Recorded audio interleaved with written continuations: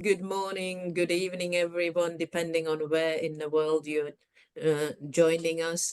My name is Jarka Glassey, and I'm currently holding the role of Vice President Executive of the European Federation of Chemical Engineering, EFCE, having started my second term in January 2024.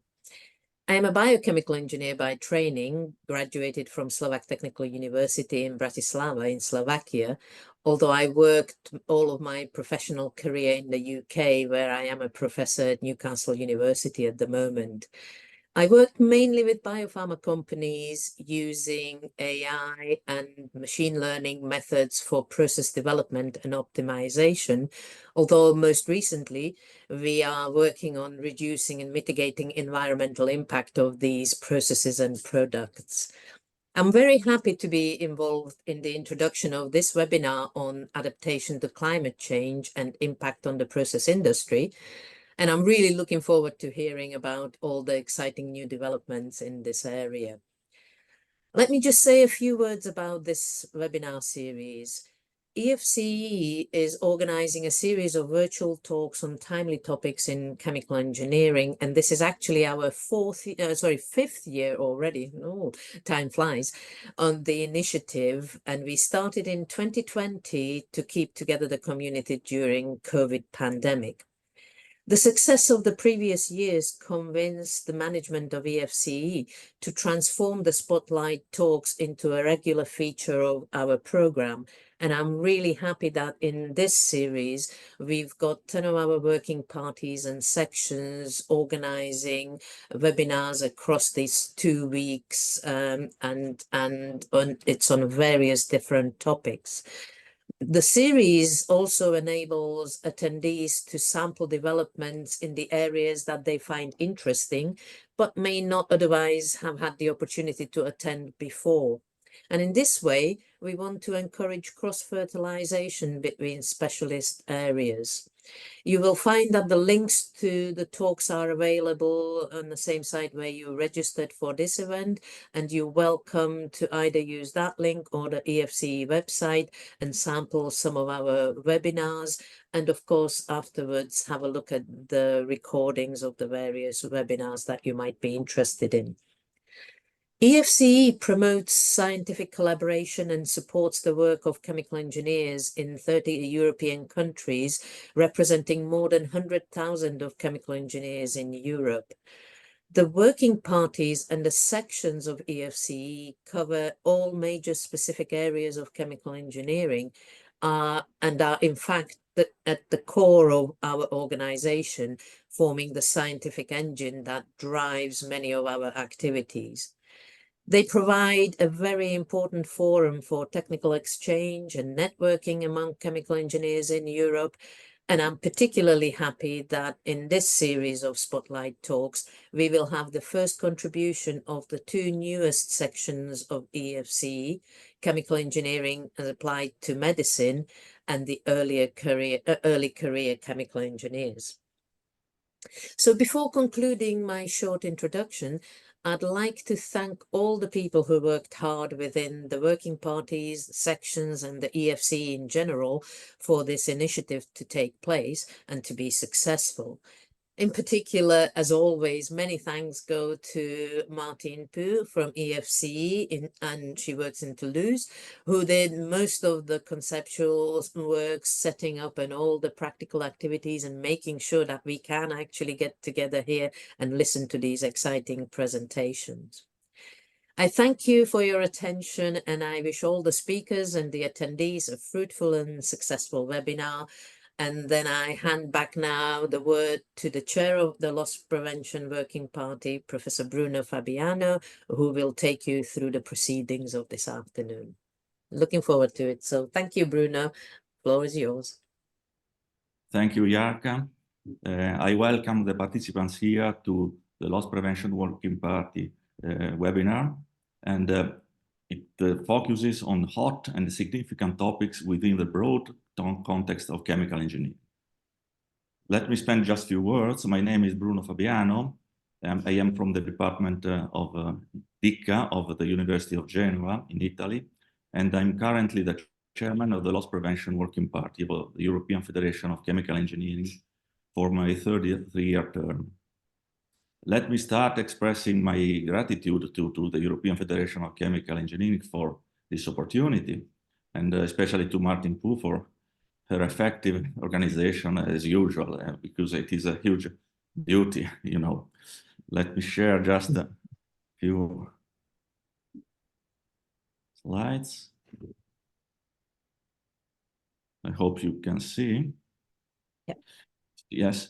I see that we have a large number of registered people, both young and experienced. So even if my task is the simple presentation of the speakers, let me spend a few words about our working party for those who are not familiar with it. Well, the Loss Prevention Working Party of the European Federation was established in 1971 and covers all aspects of loss prevention and safety promotion, with people from academia, industry, and regulatory bodies, and guest members also from outside Europe. And let me say that 50 years of loss prevention and safety promotion in the process industries are well outlined by the Loss Prevention Symposium history, which can be seen in this slide, was hosted by different countries from the origin to nowadays. And we can see in the last row the next planned loss prevention symposium in Bologna, and I will come back to this. Currently, we are in an era of a sort of perfect storm with new safety drivers, new emerging hazards, and all of these are modifying the process safety horizon.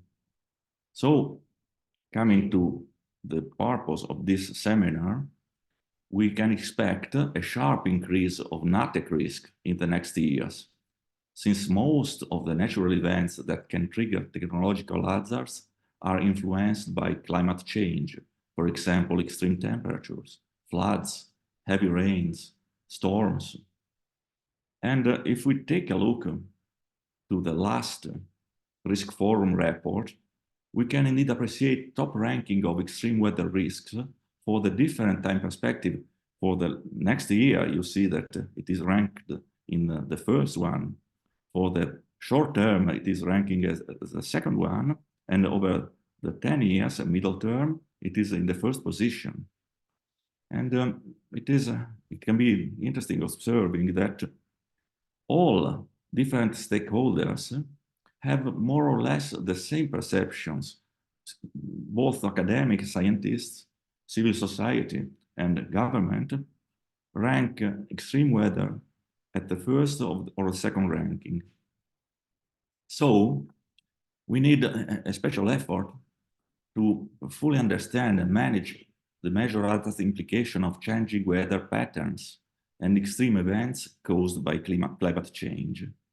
And if we look at this is well-known ground description of the development of loss prevention aspects over a time span of 50 years, which is the time span of our symposium history, we can see how the attention was moved from the human failure factors towards safety management focus, towards safety management systems. And now we are in the area of resilience, which is the magic word. And on these grounds, the next loss prevention symposium will be organized in Bologna, and it comes again in Italy after 12 years. And I show you just a few pictures of Bologna, which is the site of the University of Bologna, which is the oldest educational institution in Europe, being founded in the year 1088. And the site of the Loss Prevention Symposium, the venue will be in Bologna Fiere, and you can see some pictures. And in the topics that we propose for this event, new issues are introduced, also taking into account EFCE efforts to transmit the key messages relevant to energy transition and climate change, carbon-free and safe sustainable industry. Here you can appreciate the six main topics which are conceived as an interaction between new challenges and traditional safety issues. But now I come to the program of this workshop, which actually collects worldwide international experts from different academic and research institutions. We shall have a single session covering the previously outlined aspects on the expanding process safety horizon, followed by a question and answer session. The program includes presentation from Kyriaki Gkoktsi and co-authored by Elisabeth Krausmann from the European Commission Joint Research Center in Ispra. Then we shall have a presentation by Professor Eula Planas from Universitat Politecnica di Catalunya. Then we shall have Professor Valerio Cozzani from the University of Bologna. And at last we have Dr. Dimitrios Tzioutzios from the National Technical University in Trondheim, Norway. So, coming to our program, we can start. And the first paper is co-authored by two people, and I give the floor to Dr. Kyriaki Gkoktsi, who is a researcher at the European Commission Joint Research Center. She is a PhD in civil structural engineer with a specialization in earthquake engineering and structural dynamics. So please, the floor is yours.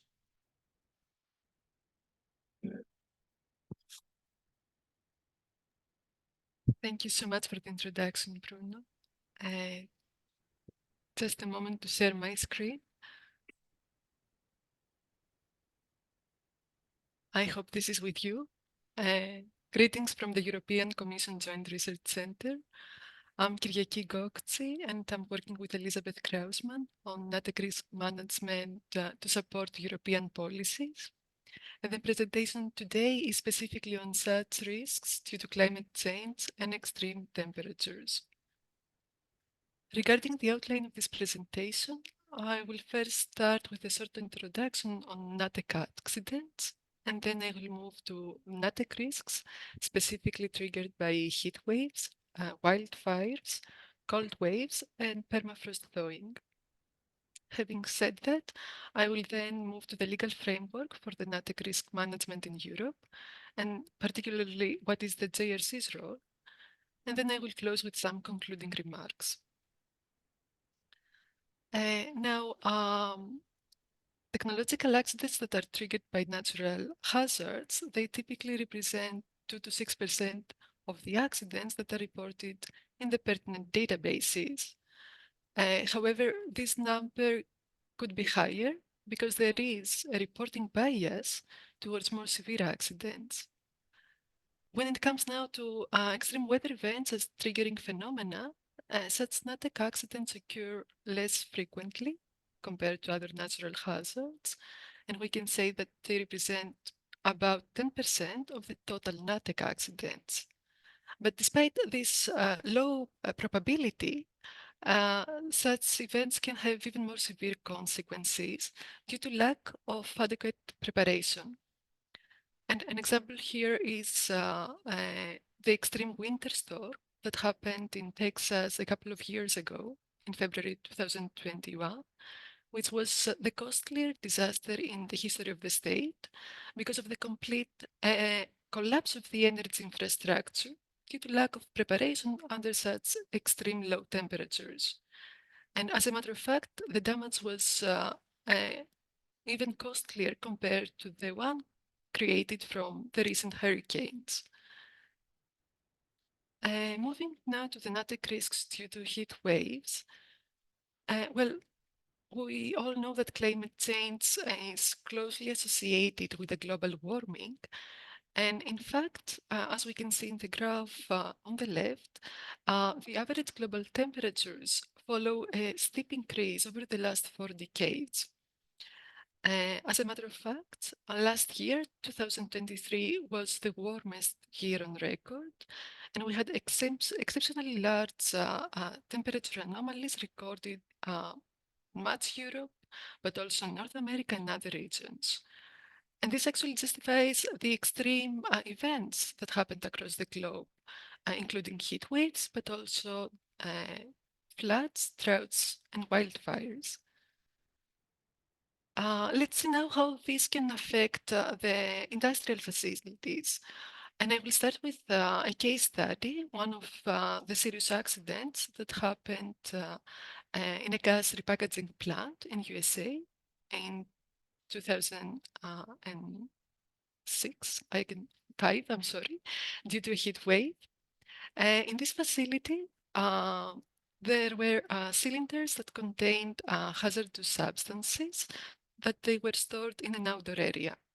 And under the high ambient temperature, but also the radiant heat from the pavement, the temperature of the external wall of the cylinders increased, which caused the overpressure of the contained substances. Unfortunately, one safety relief valve prematurely opened, and this resulted in propylene to be vented and its ignition, which led to a domino effect. And as you can imagine, multiple feedback loops, because the heat now from the fire adversely affected other cylinders, which also vented and created a major fire that resulted in major explosions and serious damages. So from this example, we see that the process industry is indirectly affected by heat waves, as it depends on the properties of the substance, of the hazardous substance that it is involved. And we saw, for instance, what happens in pressurized vessels when relief valves are malfunctioning. And in such cases, it is important to ensure that these venting systems have been properly designed. However, vulnerabilities can also be observed in storage tanks that are with floating roofs, and especially when there are gaps at the interface. In such cases, due to the overpressure of the contained substance, this can leak from the gaps and can lead to a Natech accident. So for this reason, it is important to have rim seal fire protection systems installed, as well as gas and fire detectors. Vulnerabilities can also be observed in tankers during heat waves because they transfer containers with hazardous substances that can be over a long duration under high temperatures. And to avoid accidents in such cases, it is important to use efficient additives such as polymerization inhibitors, and also to ensure that there is sufficient oxygen in the vapor space of the tank. I will move now to the Natech risks due to wildfires. And as we know, the heat waves are closely related with wildfires. And in fact, the combination of high temperatures, low humidity, and strong winds is what is widely known as the fire weather condition. I will not go into much detail because I know that the next presentation will specifically focus on this topic. But I will just mention that what is the infrastructure vulnerability under such events? And this happens primarily at installations that are at very remote locations and surrounded by vegetation. So this include, for instance, as we can see on the left, mining and raw material industries, as well as military facilities, because in those facilities there is hazardous materials and substances that are directly exposed to wildfire. And it is important here to ensure that wildfire exclusion zones have been properly created to avoid accidents from happening, as well as the presence of aerial firefighting measures to compact the fire from a safe distance. The oil and gas infrastructure, and especially the exposed pipelines, is also vulnerable to wildfires. And this is due to flame impeachments that can directly reach and damage pipelines. In such cases, if those pipelines cannot be buried underground, it is important to be coated with fire-resistant material. And lastly, floating roofs and storage tanks, with floating roofs can also be prone to Natech accidents during wildfires, as fire particles can accumulate around the rim seal and act as ignition sources. And this is another reason why the rim seal fire protection systems should be installed. Moving now to the cold waves and the Natech risks triggered by these events. Well, climate change is also associated with cold waves, and this can be very well explained with the Arctic amplification phenomenon, which is the fact that the Arctic is warming 2 to 3 times faster compared to other regions. And this disrupts the Arctic oscillation, the polar vortex. So what does this mean? It means that as the warm air moves to the north, this displaces the cold air towards lower latitudes. And so we have extreme cold weather happening at regions that do not typically experience such low temperatures. Unfortunately, the industrial facilities are vulnerable also to cold waves. And this is an example of one of the most serious accidents that happened in the Mackay refinery in USA due to freezing temperatures in 2007. And actually, this example brought into light the high hazard risks when there are piping systems that are not in use, but they are not properly isolated for the process equipment. And these are typically termed as dead legs. Now, in this accident, this all originated from a leaking valve that in one of these dead leg piping systems that allowed the accumulation of water in these unused pipes. And under freezing temperatures, the water froze, expanded, and ruptured the pipe. In the following days, and as the ice was thawing, it allowed the release of propane from the cracked pipe, which unfortunately reached a boiler house and ignited.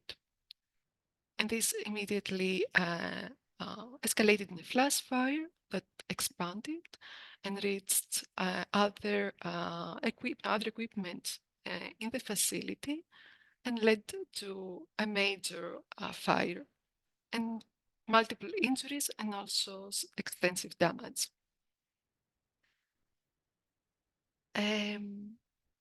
So let's know what is the infrastructure's vulnerability to cold waves. And a recent review paper identified that pipework is by far the most vulnerable equipment in such weather events.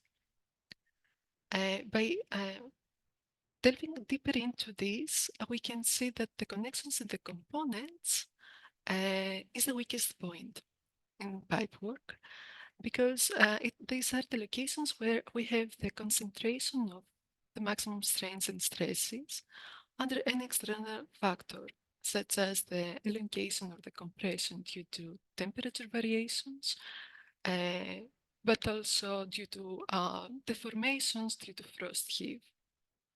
The second weakness is observed in the control valves, especially when they are exposed to low temperatures.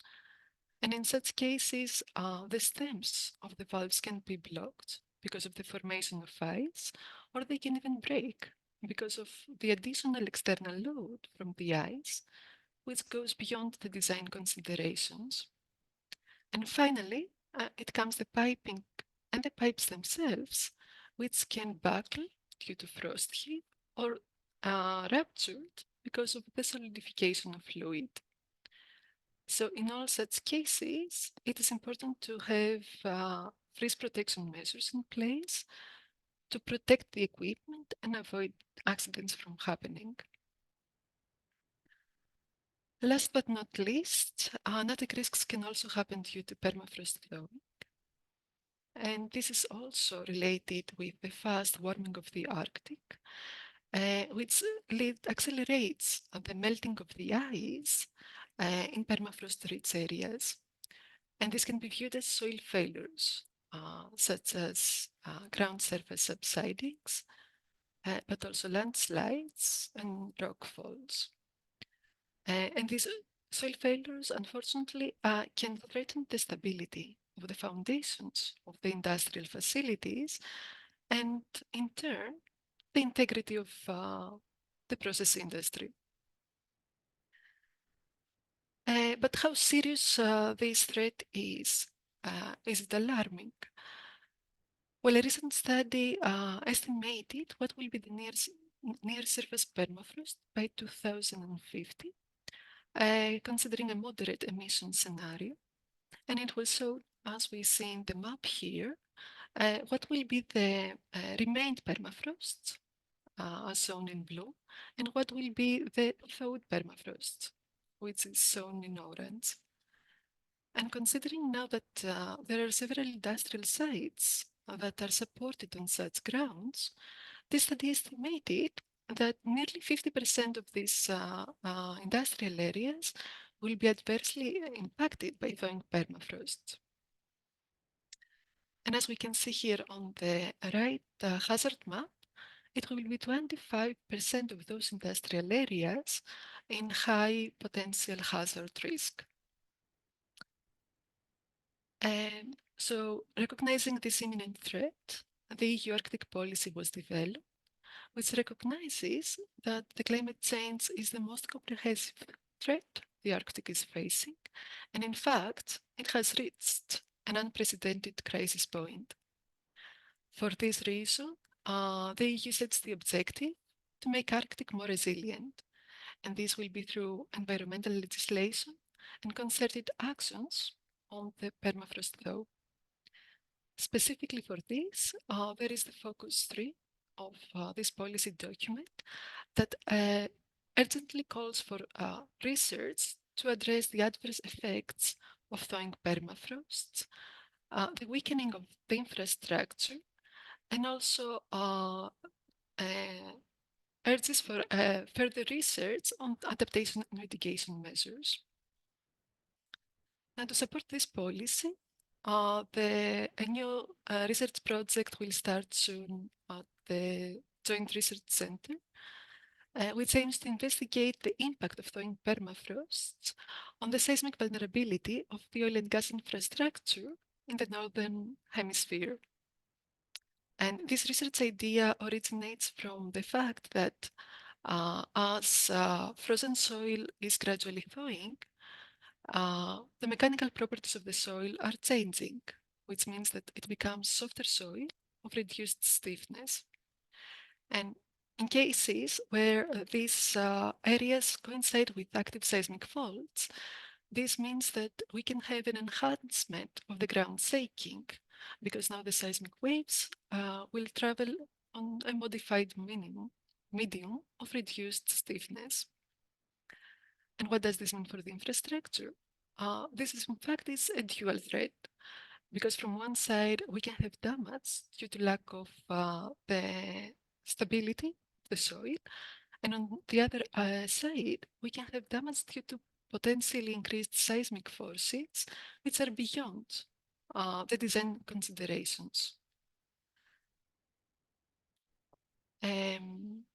Regarding the mitigation measures for the soil stability specifically, we can see in the literature 3 main categories.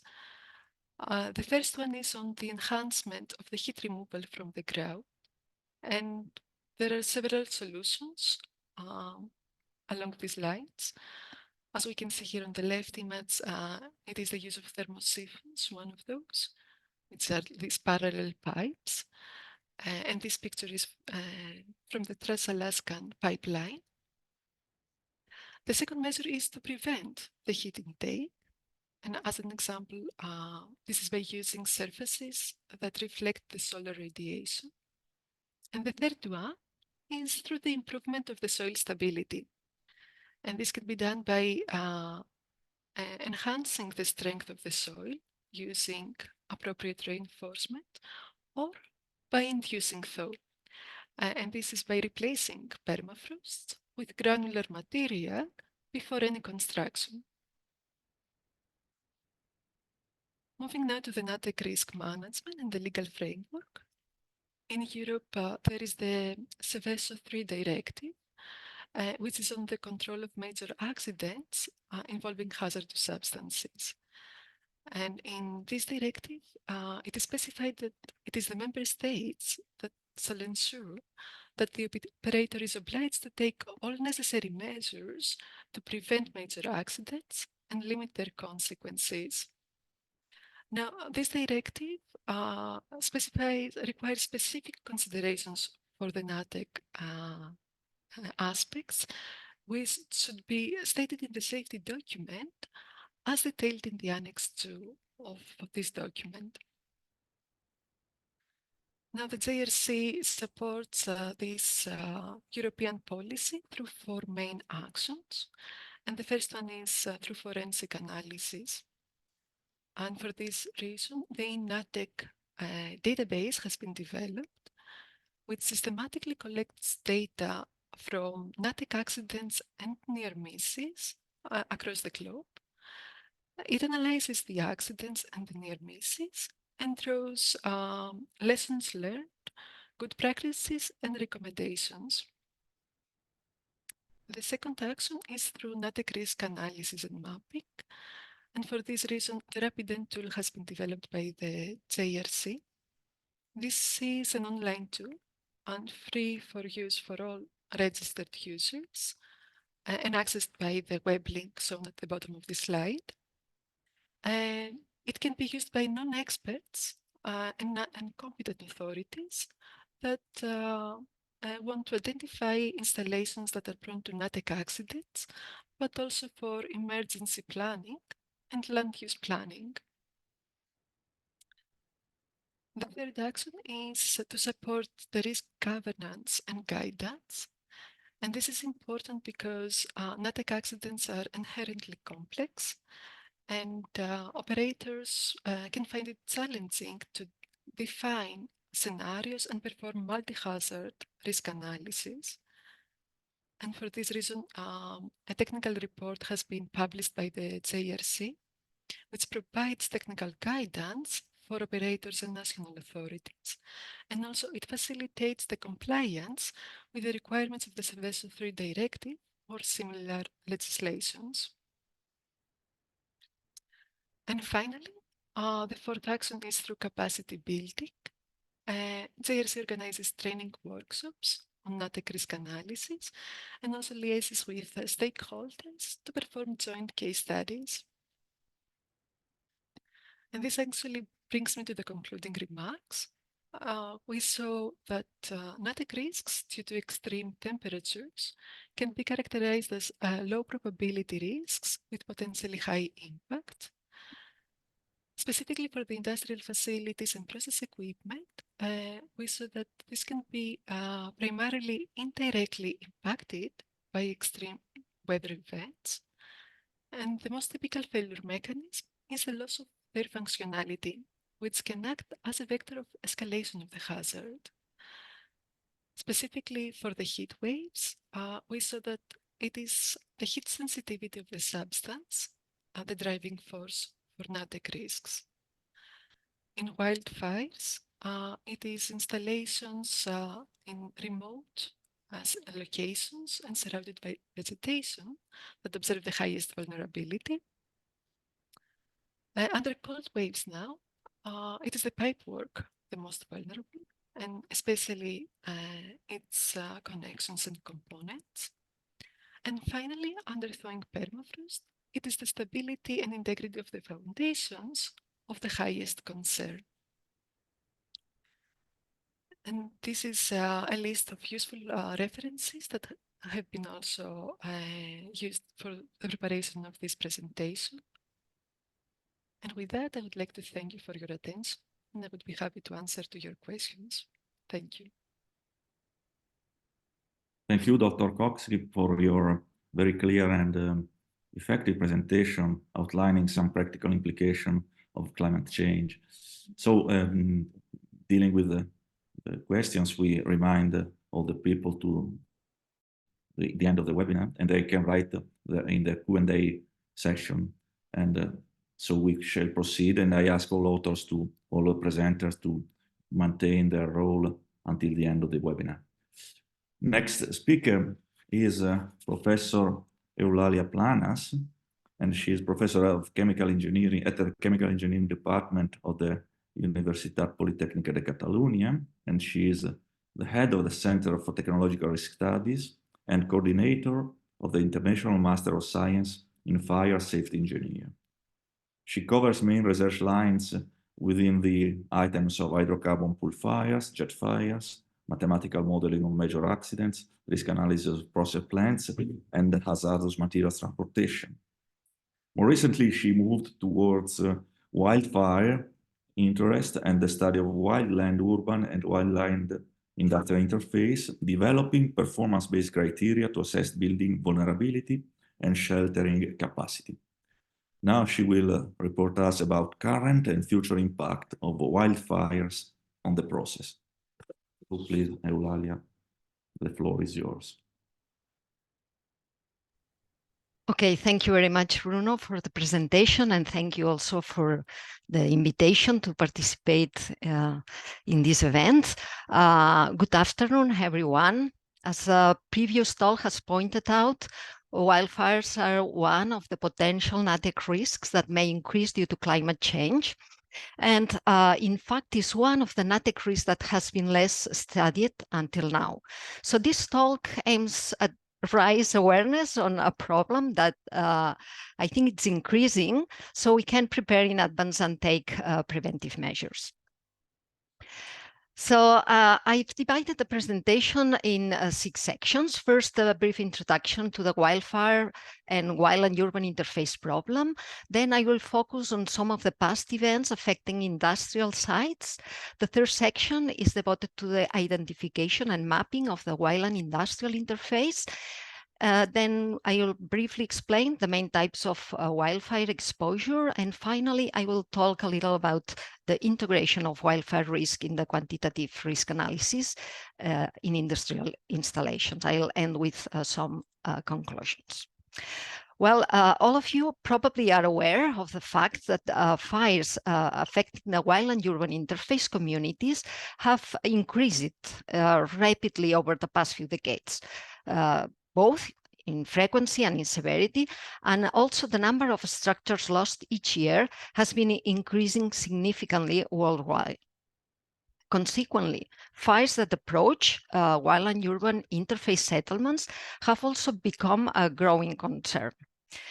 Due to the global warming, the hot and dry seasons are lengthening, and the forest fires now are more intense and more destructive. In addition, we see that forests are experiencing a growing human pressure with significant increase in urbanization and therefore also in the presence of ignition sources. So fires pose grid management challenges in terms of civil protection, but also in terms of fire mitigation. And this is mostly because when urban settlements are exposed to extreme wildfire conditions, many homes can ignite simultaneously, and this overwhelms completely the firefighters to cope with the event, let's say, or with the emergency. And this is also due to the fact that they have to deal simultaneously with the wildfire suppression, with the community evacuation, and with the structure protection. All this ends at the end reducing the fire protection effectiveness. Imagine if we add in here industries that are affected involving hazardous materials. Therefore, self-protection have become a growing necessity, and we expect in the years to come to increase the need in focusing to create fire-adapted communities which can safely coexist with wildfires. I would like to highlight, though, that most wildfires do not pose significant risk to society and often contribute to ecosystems' health, as many ecosystems are in fact fire dependent. However, if we look at the statistics, since 1990, wildfire events declared as disasters have globally killed nearly 3,000 people, injured nearly 12,000, and have generated economic losses of more than 160 billion US dollars.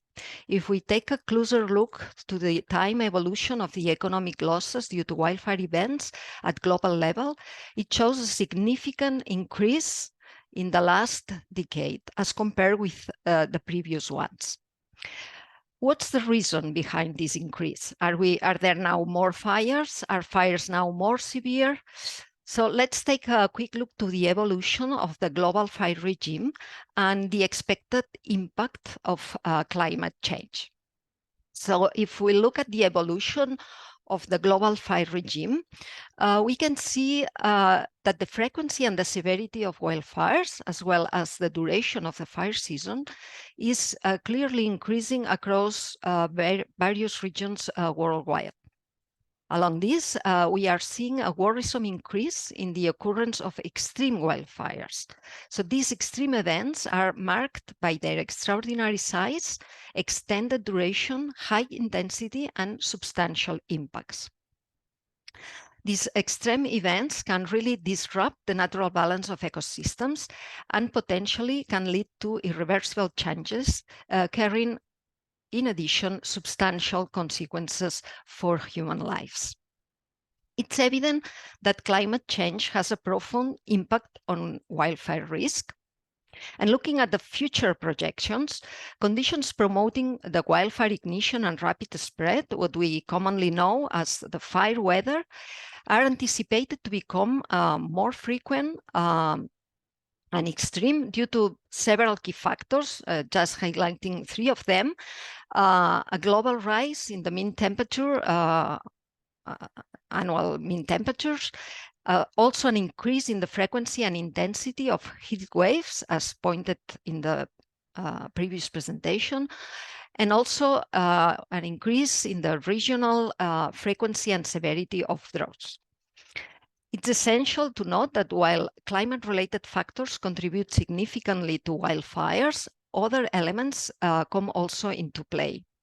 These include aspects like changes in ignition patterns associated with human behavior and alterations in fuel structures due to shifts in the land use, but also to the fire suppression efforts, among others. So in summary, the frequency and severity of extreme wildfires are projected to increase in the future due to climate change in many regions across the globe. But what has been the impact that wildfires have caused to industries up to now?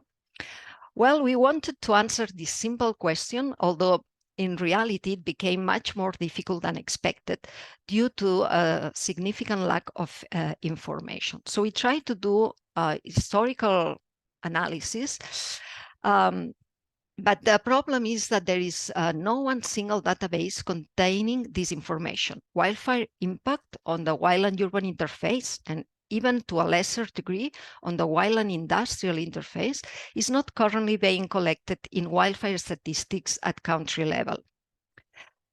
So for this historical analysis, we search into several different databases, but we also used other less formal sources of information like newspapers or other mass media sources. We compiled events occurred between 1997 and 2022, and we observed that different types of facilities, industrial facilities, were involved, being pipeline infrastructures the most affected type of installation, as also previously pointed out. Regarding the consequences, the number of accidents that resulted in casualties were found to be really limited. Probably the cause of that is the construction type, site preparation, and professional management of industrial sites undoubtedly contribute to a lower incidence of the wildland fire-related losses in comparison to alternative construction types such as the residential structures. However, a significant amount of records involved indirect effects like power shutdowns leading to business disruption and environmental pollution with important economic losses.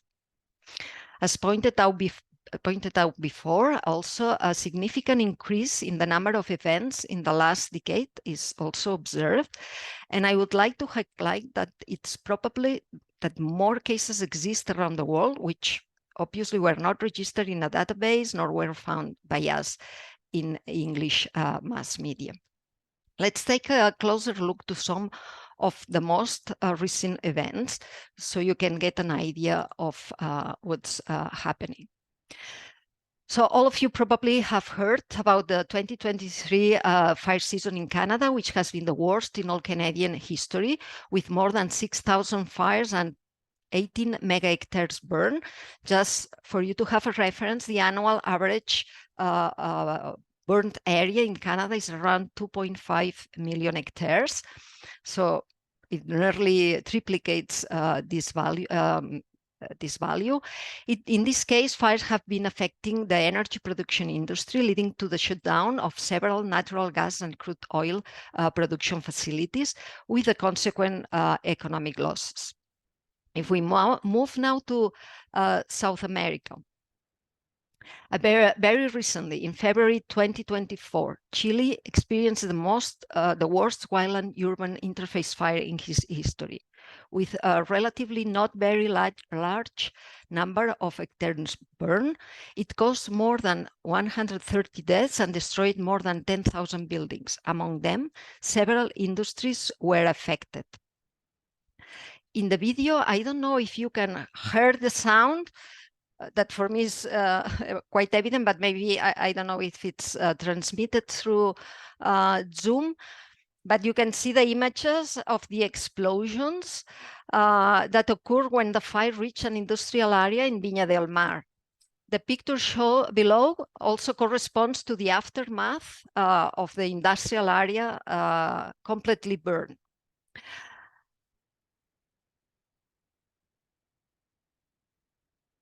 Other countries in South America have also been affected in the past. As example, the Esmeralda refinery in Ecuador that has been threatened several times by wildfires in previous years. And if we move to Europe, this summer, Greece experienced the longest heat wave in its history, causing 28 deaths and the largest burnt area ever recorded in the EU. Several impacts to industrial sites were registered, although the exact consequences were not reported. A series, for instance, of massive explosions in an Air Force ammunition depot in central Greece. In the municipality of Mandra, fires threatened the complex of refineries, requiring aerial means to protect the facility. Also, industrial facilities in the area of Spropyrgos were damaged by the fire, affecting some warehouses and factories, including a storage containing chemicals, where several explosions were heard. During the wildfires in Turkey in 2021, also the Kyriaki power plant was affected. And in all these cases, many resources were needed to protect the industries and avoid further escalation. Moving to Asia, in March 2022, a wildfire spread through the northeastern region of South Korea, including the city of Samcheok here. This wildfire was recorded as the worst in South Korea since 1986, when the government started to record wildfires. It spread to through several communities, resulting in more than 600 buildings affected, including 150 industrial facilities. The wildfire also constantly threatened one of the largest LNG plants in Samcheok and the nuclear power plant in Uljean. A very recent paper from Park et al. Performed an interesting analysis of this event. It seems that despite the growth in wildfire risks, safety assessment for wildfire impact were not mandatory in South Korea. But this happens in many fire-prone areas in the world. It's just not an exception. Luckily, in this case, the Gas Corporation carried out specific wildfire risk assessments and established wildfire emergency management guidelines, which were key in that case for the successful and effective emergency management. So the examples I just provided from Canada, Chile, Greece, and South Korea refer to relatively large fires. But we should not forget that even small fires can have large impacts on the wildland interface if preventive measures are not taken into account. A clear example of this also occurred in South Korea in 2018, when a sky lantern ignited a grass fire in the vicinity of a large oil storage facility, leading to the explosion of an underground gasoline storage tank. So one of the first steps to better understand the problem associated with the wildland industrial interface and its future potential risks is to be able to identify those areas in which industries are close to or within wildland areas. This is, I think, key to identify the most vulnerable zones and prioritize management action. In reality, few attempts have been done so far to map or identify the wildland industrial interface. In 2018, Johnston and Flanagan mapped the Canadian wildland industrial interface, which is, as far as I know, the only attempt to map the WI up to now. They defined the interface as the area of wildland fields surrounding any potential vulnerable structure. Is therefore what we call a field-focused definition that ultimately produces a map of the vulnerable land area classified as interface. In that case, they found that the wildland urban interface areas represented nearly 4% of the country area, while the industrial interface represented 1.3%. So we decided to develop a map of the wildland industrial interface for the entire world. And to do so, we employed this same definition as Johnston and Flanagan. However, working at the global scale presented some unique challenges in contrast to working at country level. Just as an example, maybe the main challenge was to obtain data with enough resolution at both spatial and temporal scales. But let me explain briefly and quickly the methodology we followed to map the global wildland industrial interface.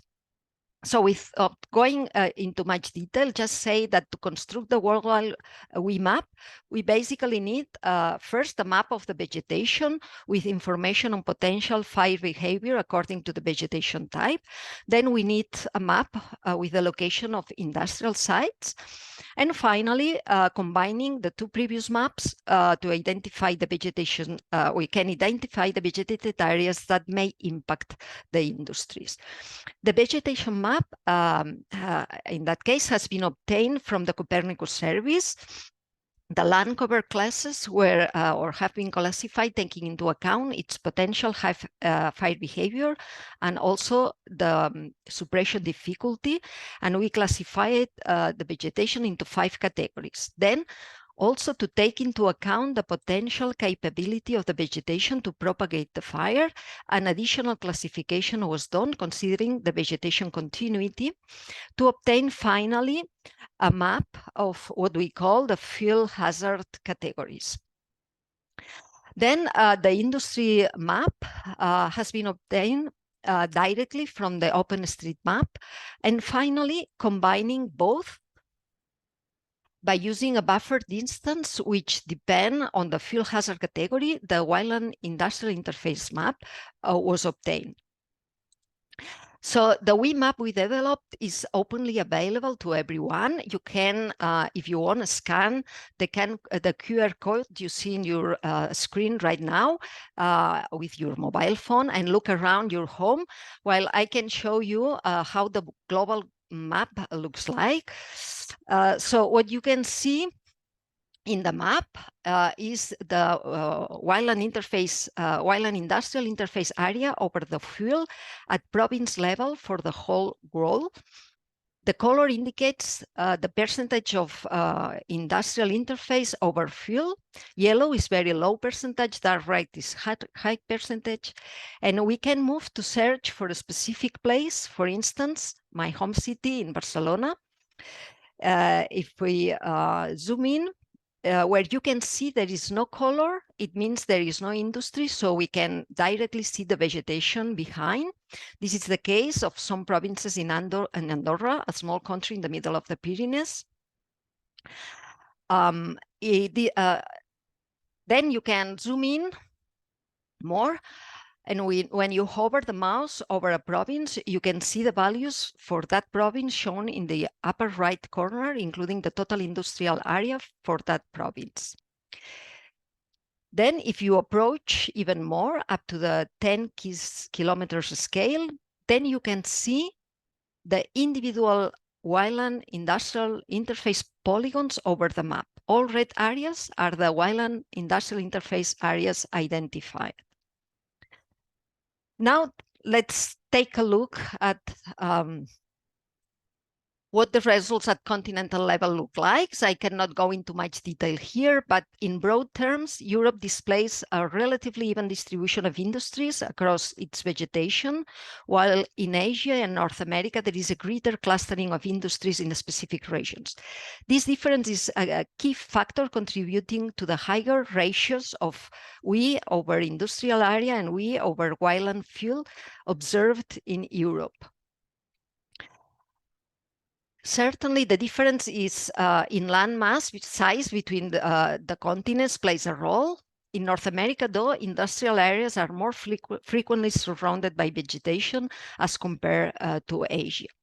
But of course, significant differences exist also among countries and even among regions within a country. We can also analyze the results at country level. Again, I'll go no into detail, just highlight results that may seem strange, like for instance, countries with large vegetated areas and large industrial areas, but with low industrial interface areas.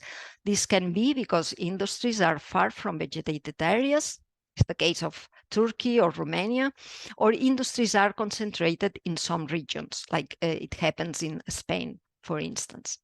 When interpreting our results, it's also important to take into account the limitations of our data and the potential errors this may introduce, but overall, we think this is a good first step. Now, what can happen when a wildfire occurs in the wildland industrial interface? What kind of exposure may we expect? Well, current research carried out on the wildland in urban interface has provided evidence on the main exposure modes in urban settlements, which can help also to understand what can happen to industries. These exposure modes are basically heat radiation from flames when flames are still at some distance from the industry or their installations. Also direct flame contact if the fire reaches the industry. These two exposure modes are less likely in the industrial areas than in dwellings because typically there are, as also mentioned before, buffer areas without vegetation around industrial sites. There are other two exposure modes, which is ember attack and the fire environment, which include high temperatures and wind speeds and the presence of dense smoke and ashes that may have a significant impact on industries. Just for those of you not familiar with wildfires and the associated fire environment, let me show you a short video.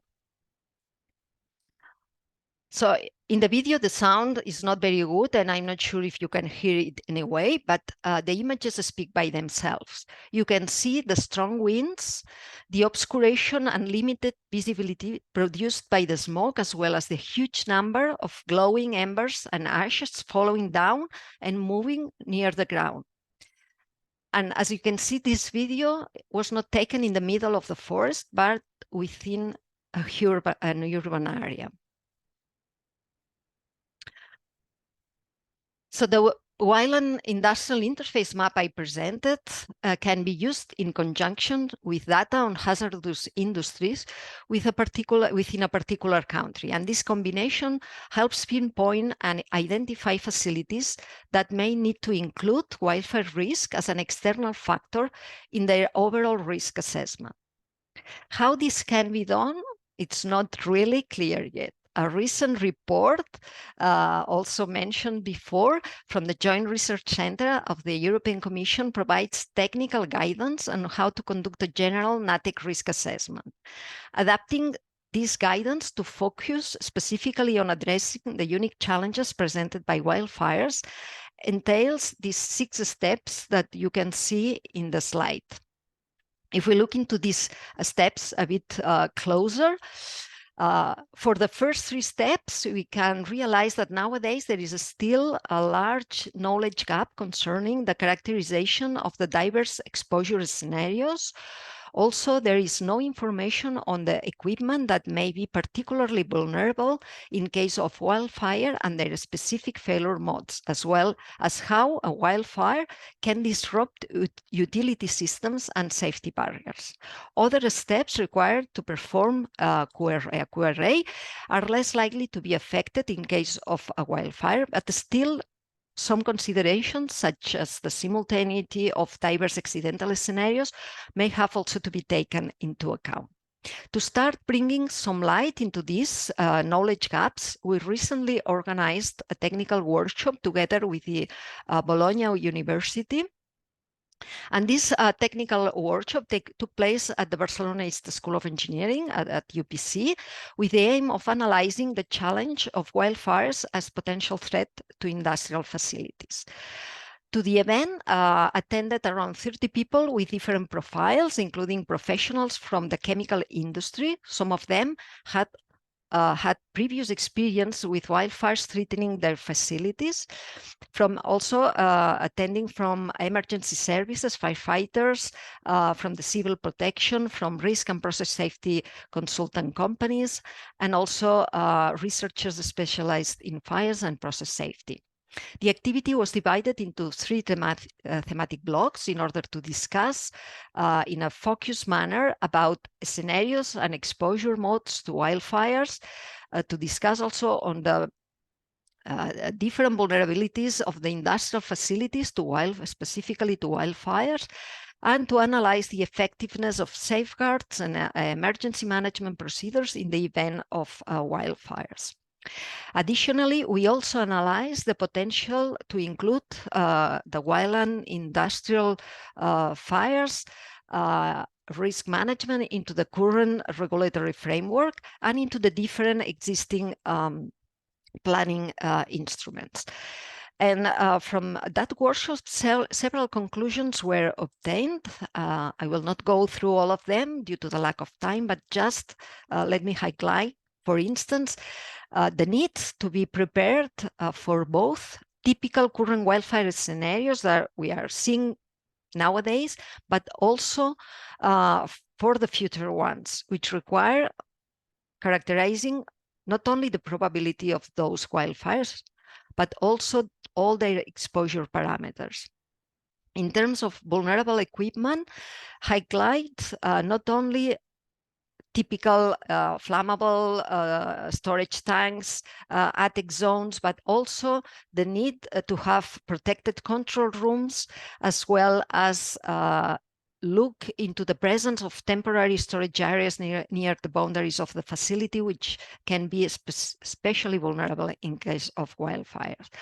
Also, some basic services such as nitrogen supply can fail, leading to accidental scenarios not commonly considered in a standard QRA, which should also be taken into account, and also highlight the difficulties that may appear during the emergency response due to the need to evacuate, while many events are occurring simultaneously in the industrial area as well in the forest. And let me just end this talk with providing you with some concluding remarks. So climate change is amplifying the occurrence and severity of weather conditions that are conducive to wildfires in numerous regions around the globe.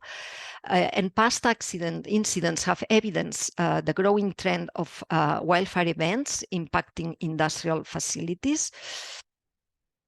So we also have seen that the wildland industrial interface map offers a valuable resource for pinpointing areas that demand focused attention from authorities, aiding in the planning and preventive and mitigation measures. In terms of wildfire risk, especially within hazardous industrial sites, this is something that has to be taken seriously. Because proactive measures must be taken in preparation for potential wildfires. And also, a lot of research is still needed in several of the stages of the quantitative risk assessment process to be able to fully integrate wildfire-triggered risk in QRAs. And with that, I will thank you for your attention. And of course, I'm open to any questions you may have. Thank you, Professor Planas, for your extensive presentation and clear presentation on the actual impact and potential impact of wildfires on the process and for presenting us this new map, which is a breakthrough, I believe. Thank you so much. I leave the question to the end of the webinar. Thank you. We can move to the next speaker, who is Professor Valerio Cozzani. He is Professor of Chemical Engineering at the Department of Industrial, Chemical and Environmental Material at the University of Bologna in Italy, where he leads the Laboratory of Industrial Safety and Environmental Sustainability. He is a well-known expert and he has decades of experience in research on process safety, sustainable design and technology innovation in chemical processes. He chairs the ESRA Technical Committee on Chemical and Process Industries. He is elected chairman of the Energy section of the European Federation of Chemical Engineering, and is also a member of the Working Party on Loss Prevention in the process industry. And he is currently the chairman of the Loss Prevention Symposium in 2025, planned in Bologna. So he will report us about a new paradigm for Natech risk assessment. So please, Valerio, you can start. Thank you. Can you hear me? And can you see my shared screen? Okay. Okay, thank you. So nice to be with you this afternoon. And thank you to Professor Bruno Fabiano for his kind introduction.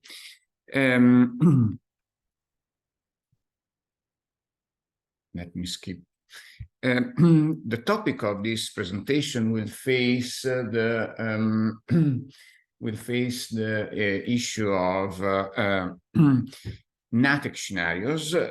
We already had a few introductory talks on this, so I will skip the general presentation of these scenarios, apart from one point I would like to stress more, that is, when dealing with Natech, we are dealing with accidents that are different from conventional accidents.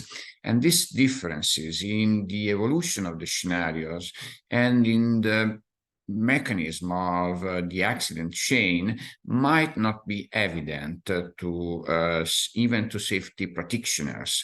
And this is somehow the reason why the introduction of a new paradigm can be important.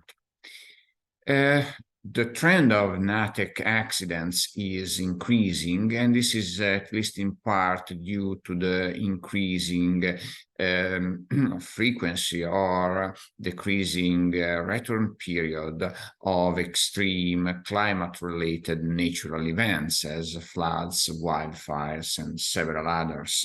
So this makes the issue of assessing Natech events even more urgent.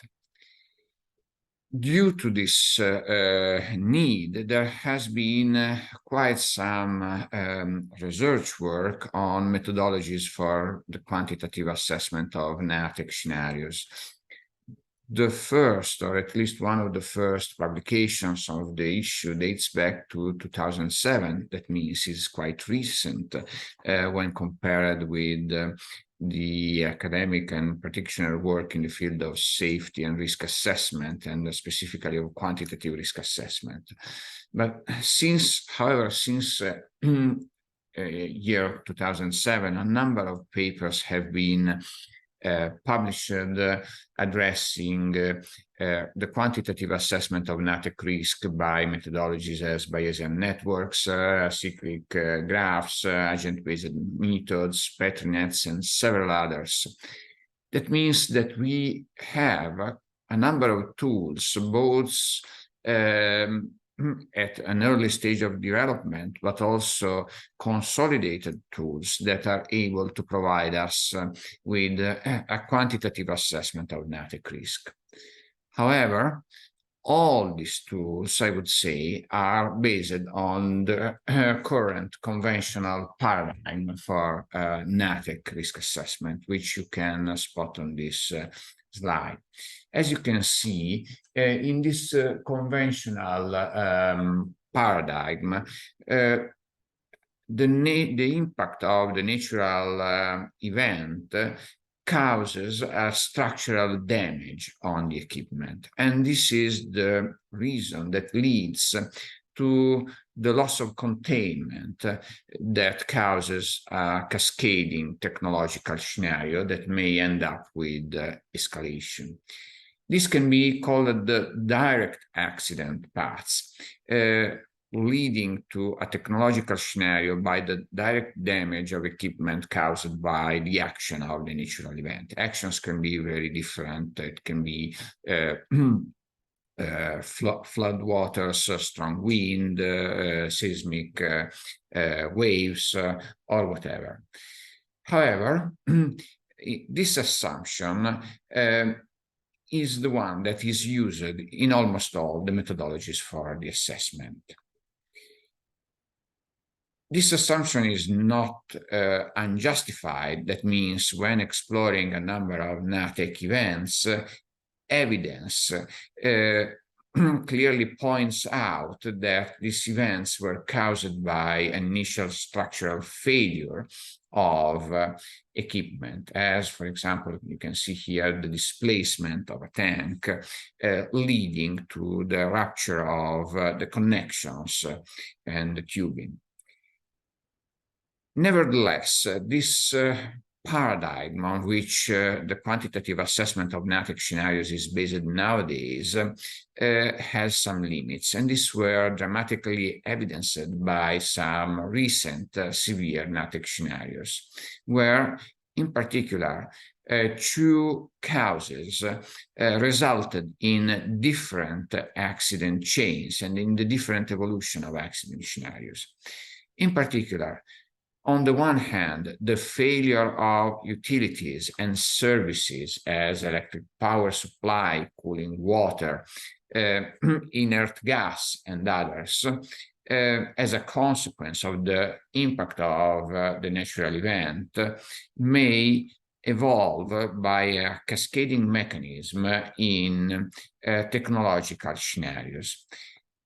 Resulting in caused by the loss of containment of hazardous substances. Similarly, the possibility of degradation or even of failure of safety barriers and safety systems, again caused by the damage and the impact of the natural event, can cause or at least exacerbate the consequence of the technological scenarios in Natech events.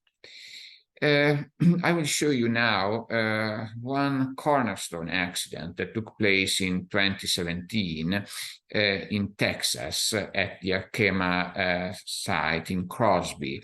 Arkema is a chemical manufacturing company that produces in this site in Crosby polymeric initiators.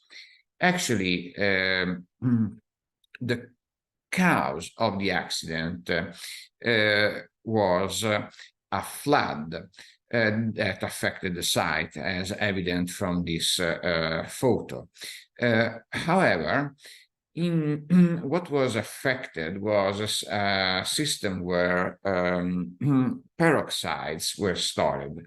Now, peroxides are very unstable chemicals. In the absence of cooling, they may heat up to the self-decomposition temperature, resulting in the release of gaseous flammable products and toxic products, and in causing explosions unless a proper venting of the decomposition products is assured.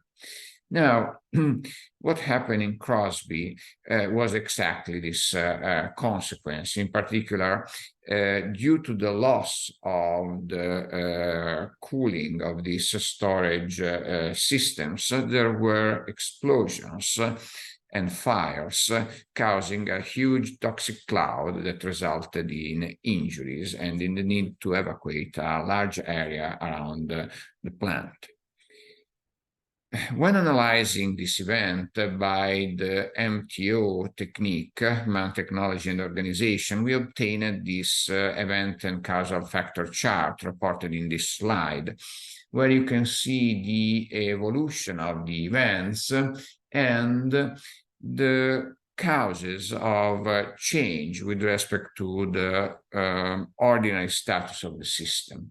And when looking at the events that caused the deviation from standard condition, and in particular the loss of emergency cooling and the explosions, these were caused not by a direct impact of the flood, but rather by the loss of electric cooling supply and the failure of emergency cooling systems. So actually, utility systems failed and the self-decomposition of substance occurred, resulting in the final accident. So the critical event leading to loss of containment was actually caused as a direct cause by the loss of electric power supply, while the failure of several safety barriers due to a common cause, the flood, resulted in the unmitigated consequences of the accident. Now, the conventional paradigm that is used for the quantitative assessment of Natech risk is not able to capture this type of accidents and these evolutions. And we have a number of similar accidents documented in the literature. Actually, we need to improve this paradigm in order to recognize the possibility of indirect accident paths and of the possibility of a more complex situation when dealing with the escalation. So this is the critical point. Not always the accident is started by a direct structural damage. A more complex paradigm should recognize the importance of the possible damage or impairment of utilities that may result as a further cause of loss of containment due to the possibility of specific reactions as self-decompositions or reactions due to other causes, loss of inertization of the substances present in the system. The other important point that needs to be recognized is the role of the damage or impairment of safety barriers. Most of the safety barriers and safety systems used in chemical process and energy sites are designed to operate in normal conditions. Operation during or immediately after an extreme natural event might not be possible or not be effective. just because the system is not designed to face these different environmental conditions.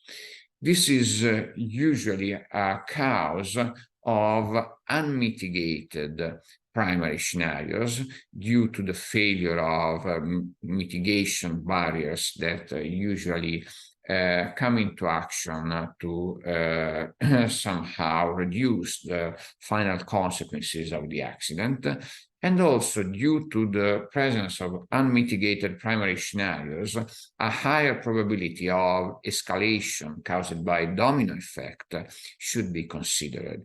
These issues are specifically critical in Natech events and are features that are different from what happens in conventional accidents due to the fact that, in particular with respect to safety barriers, the probability of failure on demand may be totally different with respect to what is happening in normal conditions. In order to implement the paradigm I was showing in the previous slide, there is an important work to be done, and there are some knowledge gaps that need to be filled. Here, this slide is representing a roadmap to obtain the assessment of Natech events, considering the paradigm that was previously shown. What is important to stress is that beside the well-known direct accident paths, that leads to secondary scenarios that the primary and secondary scenarios that we need to assess. We need, however, to introduce a specific assessment of safety barriers and a specific assessment of indirect Natech scenarios. And these are the key points needed to support the implementation of this paradigm. As for the first point, the assessment of safety barriers, there was a relevant work carried out in recent years, in particular addressing, on the one hand, the analysis of the possible impairment of barriers. There were several studies addressing this issue. An example here concerns a survey that we carried out, consulting experts all around the world and analyzing 16 different safety barriers performing in the case of earthquake and flood. The analysis of the survey and the quantification by specific techniques of expert answers led to what we can call a performance factor, that is one if the barrier performance is the same as in the case as in the absence of the natural event, and is 0 if the barrier is no more effective. And as you can see, the expert survey in the case of floods, both in the case of floods, the second column, and in the case of earthquakes, the third column, evidences that clear reduction in the performance of some safety barriers is expected when dealing with this, when dealing with natural events.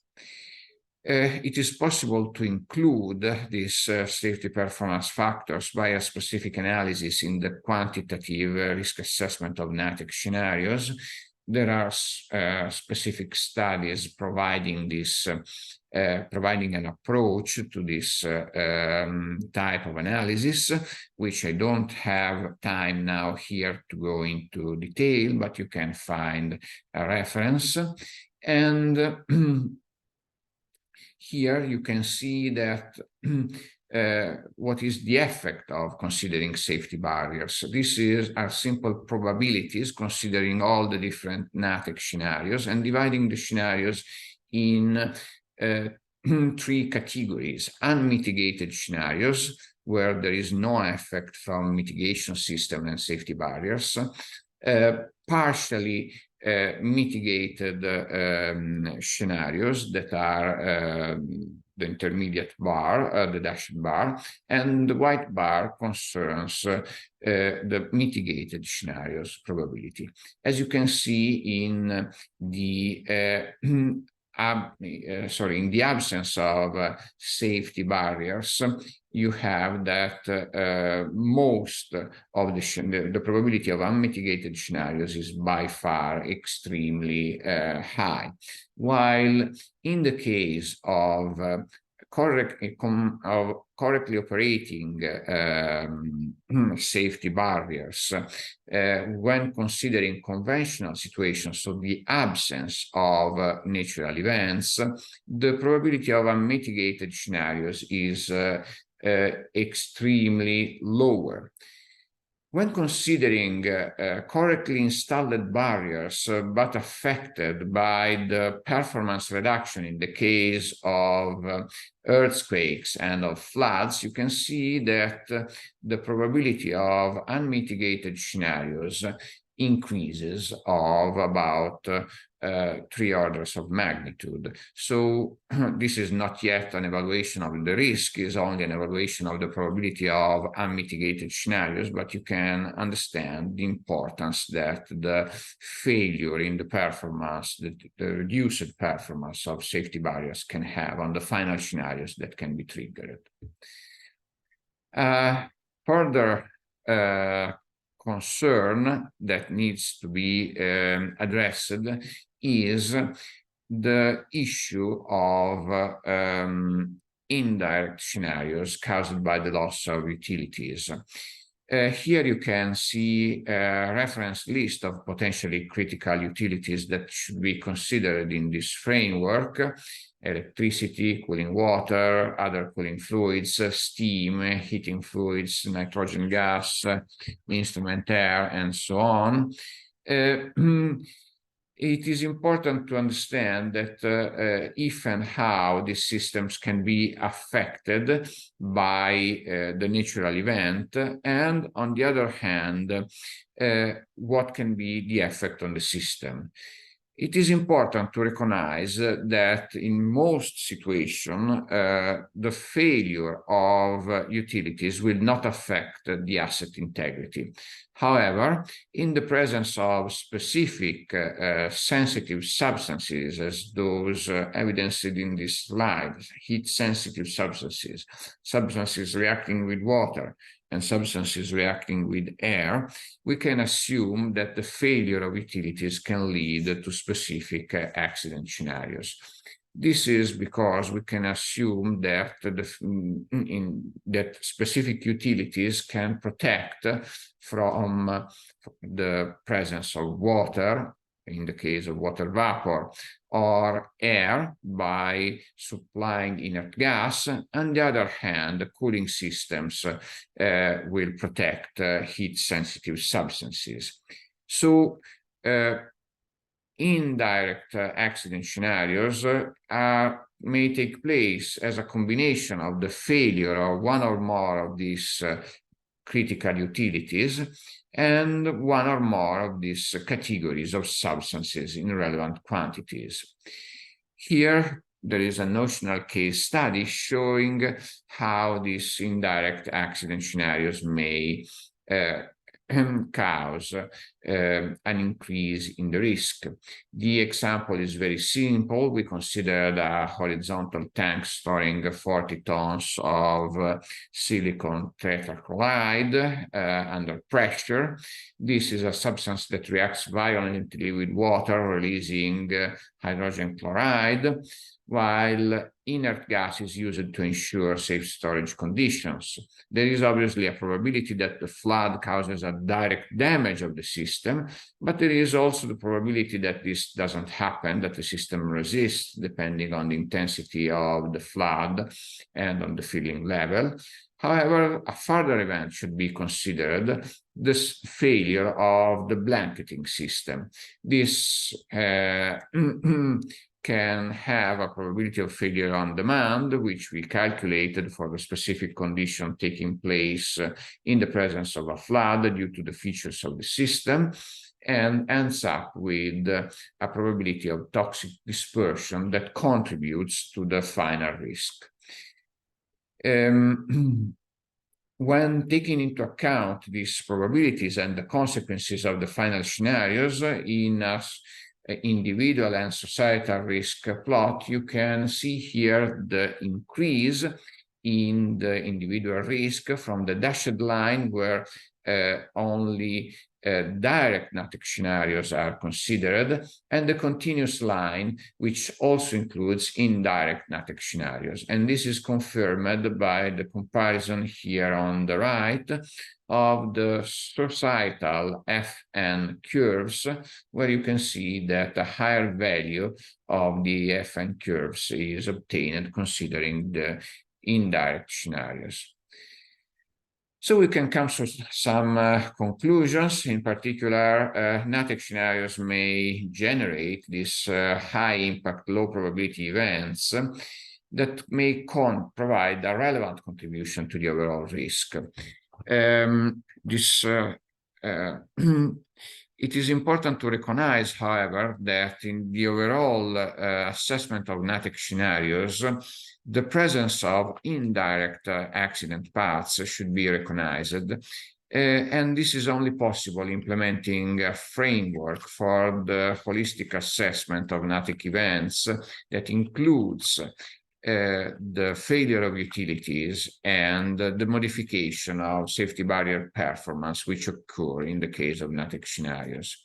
It is important, finally, to understand that quantitative procedures are needed to support the assessment also of these scenarios, and we provided some examples, even if we are still in the early phase of investigation concerning how to better support and implement these specific accident paths.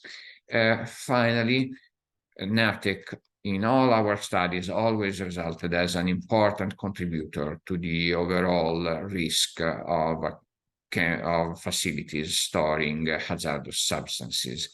And it is extremely important in the framework of climate change, where the return period of extreme events is decreasing, to improve the tools that we have available for the assessment of Natech events.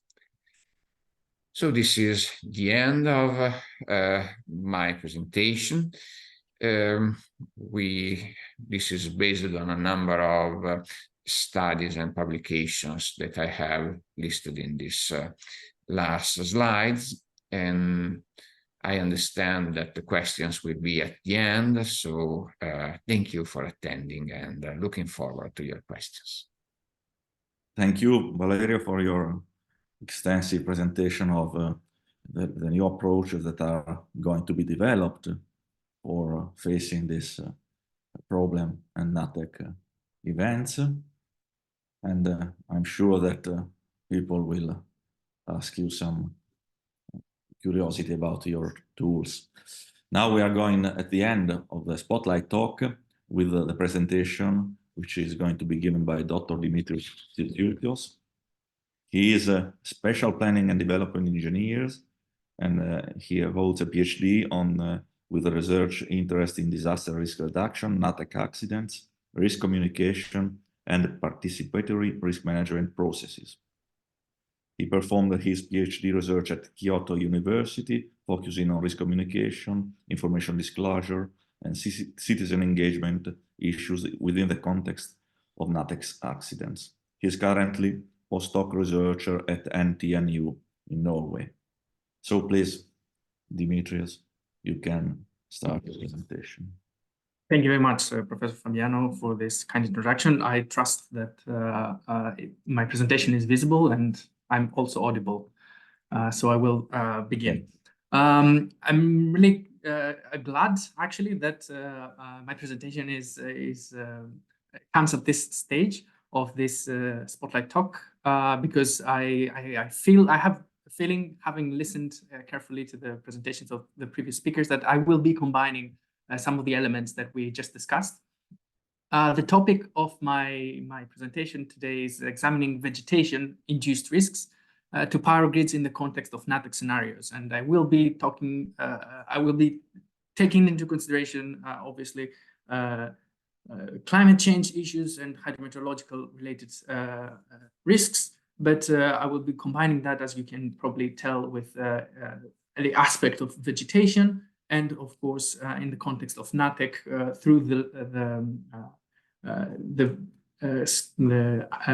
scope of power grids, through the lens of risk to power grids. So this is the outline of my presentation today. First of all, I will discuss a little bit about power grids, their importance and their relation to Natech accident risk. And then I will try to frame vegetation as a risk influencing factor. Then I will present a basic framework for risk-based decision-making, considering vegetation management, how we can actually, how we can approach to manage vegetation risk for power grids, and finally we'll conclude with a future outlook. This work is basically based on a recent paper that we published.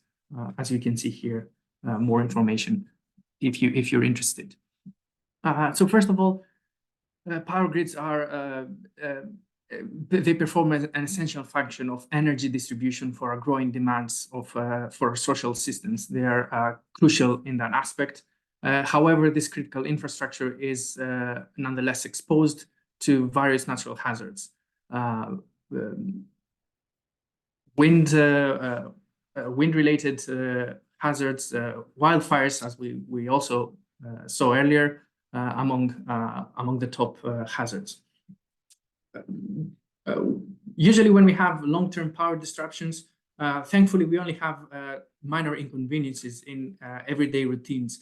However, as we have seen, for example, in the case of the Great Texas Freeze, as was also mentioned in the first presentation, these long-term power disruptions can actually even lead to fatalities for local communities.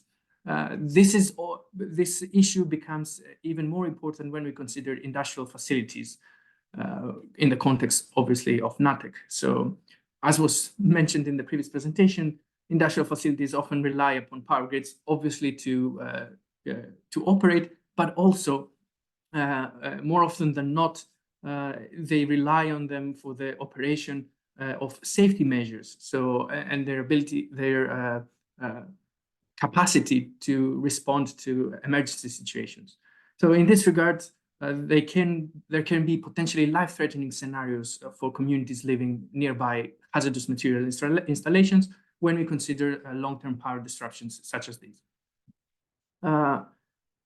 This is essentially what we have been discussing so far as Natech accidents. These technological accidents that can be caused by natural hazard and typically involve the release of hazardous substances.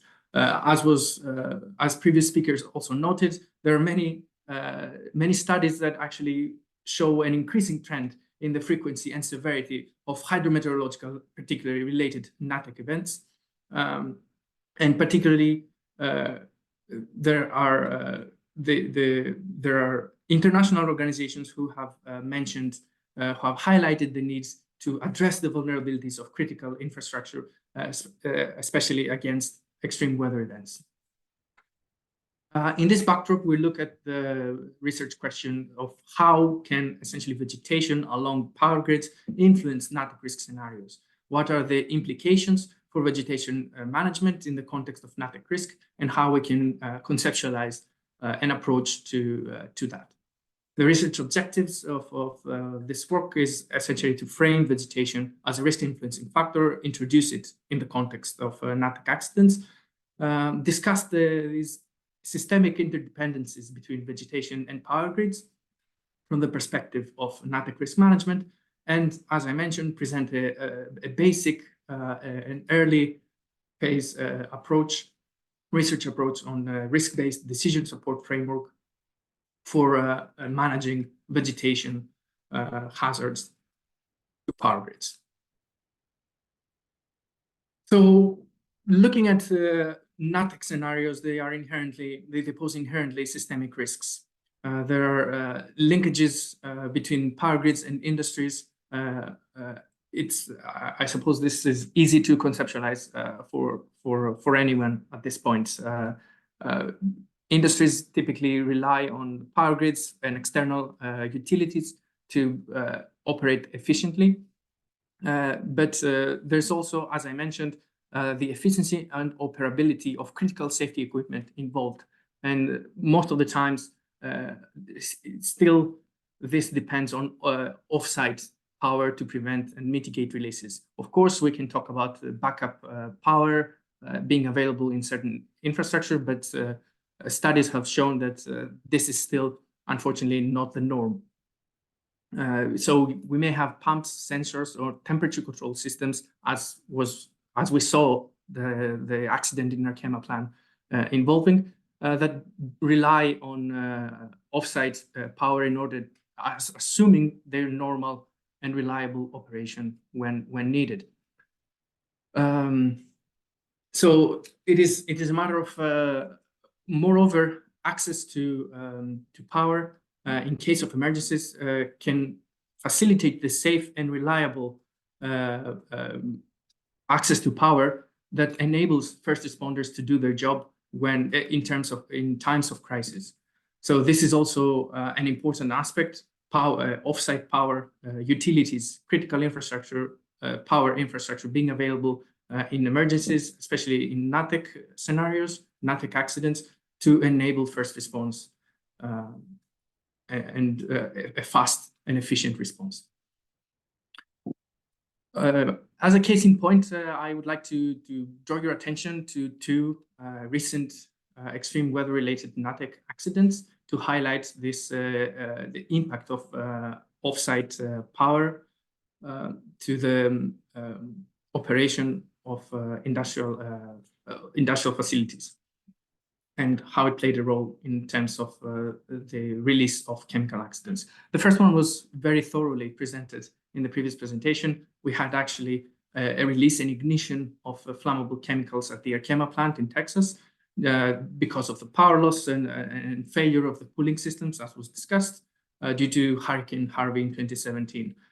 The other case was in the Great Texas Freeze 3 years ago now, where there were multiple releases observed from the iterative idling and restarting of non-winterized petrochemical facilities there, as studies shown.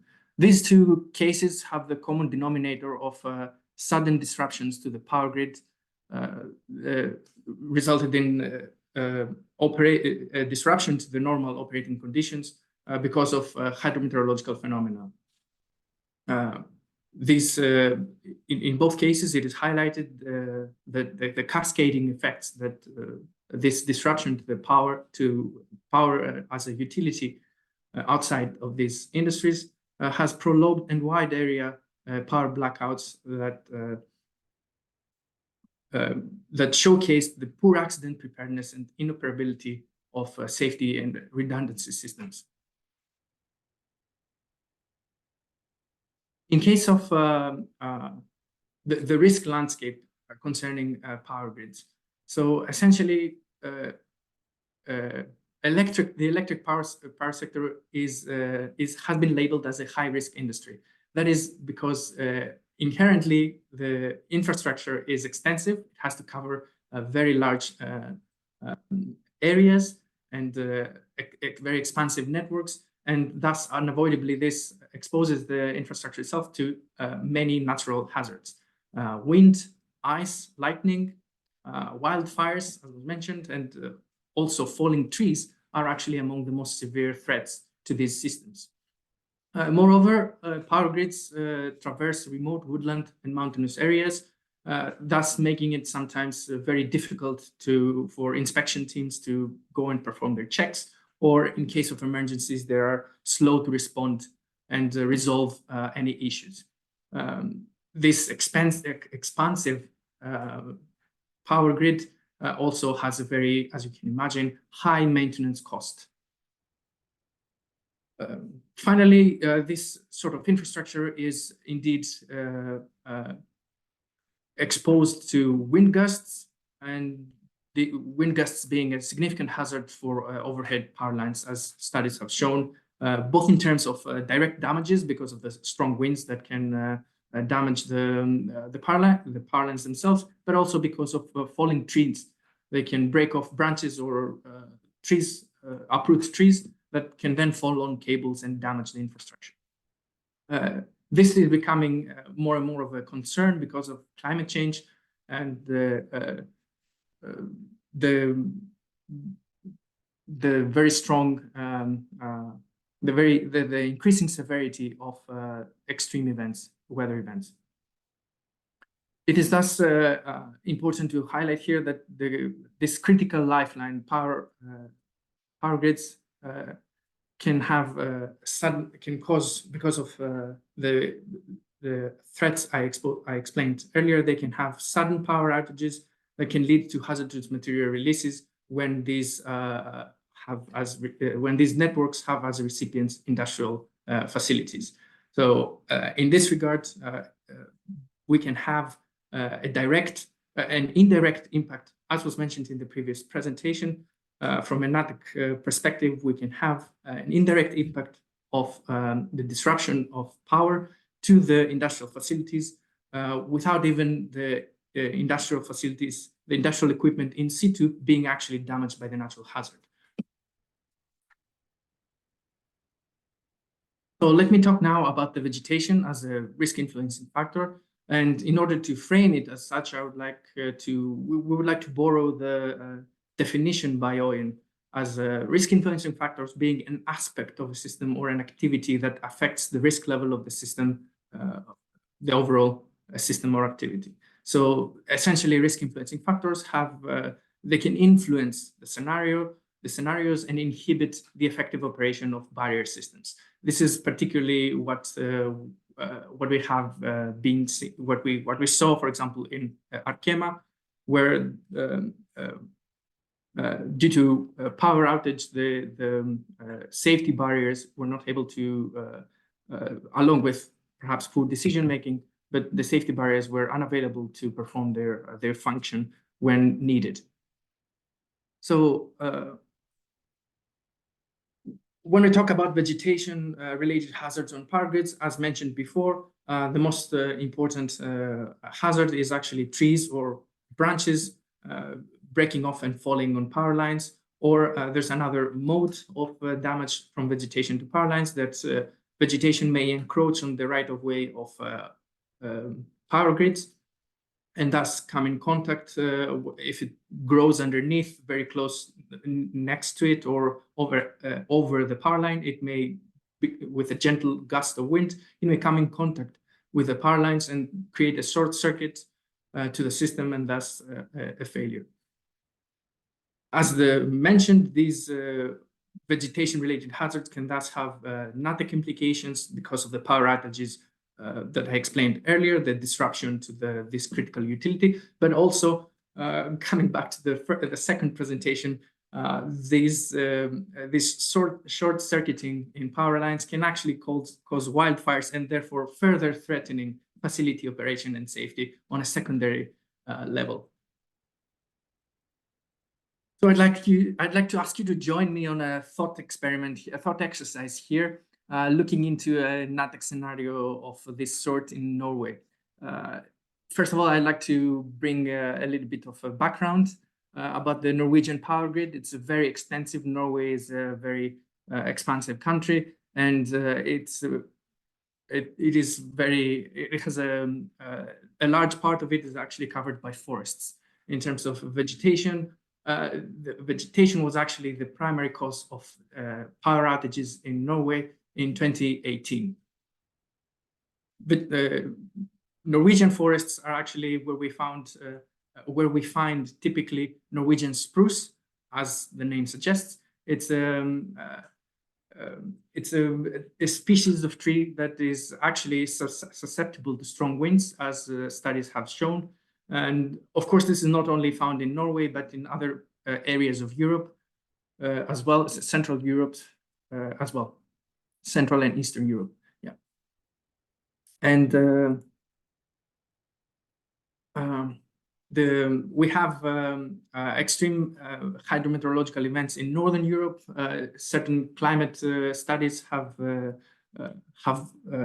showed that there's a trend in increasing precipitation, extreme weather events, including strong precipitation that are followed by severe gusts of wind. In this, with this context, I'd like to go about, as I mentioned, an experiment, an thought exercise of actually having a severe extratropical storm, as many studies have shown that these are becoming more and more frequent. Well, in Northern Europe, we could have such an extratropical storm with record rainfall. Considering this rainfall and the current situation, we could still have critical infrastructure at operating at maximum capacity, but still handling the situation. For example, the rainfall would be the surface runoff would be directed to the stormwater sewage system, which would supposedly still operate as designed at its full capacity. However, as we mentioned, after the strong precipitation follow strong gusts of wind. And therefore, in coastal areas, we could have a storm surge causing coastal flooding. In these situations, in industrial facilities located there, we would have perhaps safety barriers such as backup pumps start to operate in order to maintain the safety of the facilities. So at this point, we're still at the limit, but operating during an emergency, dealing with the emergency situation. Now consider that on top of all that, we're talking about perhaps a compound event, but on top of that, think that there may be strong winds that also break off a tree nearby and cause a power line disruption, a power outage elsewhere in the region, but also affecting that area. So suddenly we're in a situation where the backup generators are actually insufficient. They don't have enough power from outside of the facility, and therefore we have pumps and temperature control systems as safety critical systems that are affected and cannot perform their functions. As we have seen in both Arkema and the Great Texas Freeze, this can lead to releases of hazardous chemicals. So yes, we're talking about a compound Natech event in this scenario, from our perspective, that is. And going over how we can deal with this, how we can approach it. Of course, this is, as I mentioned, a multifaceted aspect, and there are many layers one can look into. However, we looked into vegetation and tried to conceptualize how we would go about to manage vegetation along power grids in order with this risk-based view of decision making. So first of all, this is enabled by today's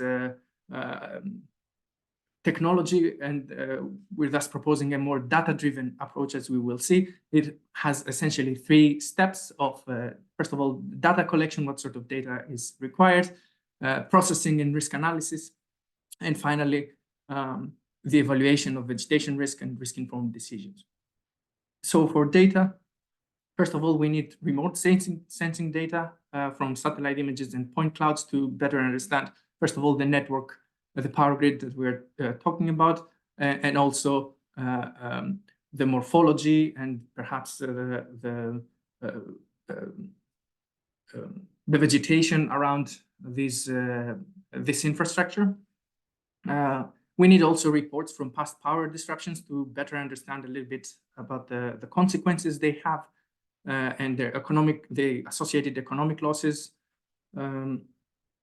Next, we need a comprehensive forest inventory and biomass to understand more about the biomass and what sort of vegetation we have around these areas. For example, as we saw in the second presentation, we need to understand what sort of which are the exposed areas and what sort of vegetation is indigenous there. And finally, we need meteorological data and weather forecast models in order to try to understand these hydrometeorological extreme events that may cause these phenomena. In terms of processing and risk analysis, we can understand as I mentioned, based on the remote sensing data, the vegetation proximity to the power lines, and alongside the comprehensive forest inventory, we can have models to predict, to estimate the probability of trees breaking due to a gale and impacting our power grid. With reports of past power disruptions, we can understand more about the productivity losses and see what are the potential for cascading hazard scenarios, as we discussed, in order to identify which sort of power recipients are actually more reliant to this critical infrastructure and what sort of escalation of the scenarios we can have in such situations. And finally, we can detect the potentially vulnerable areas and bottlenecks of the systems in order to proceed to the next step to evaluate the vegetation risk and essentially have some suggestions for risk-informed decisions.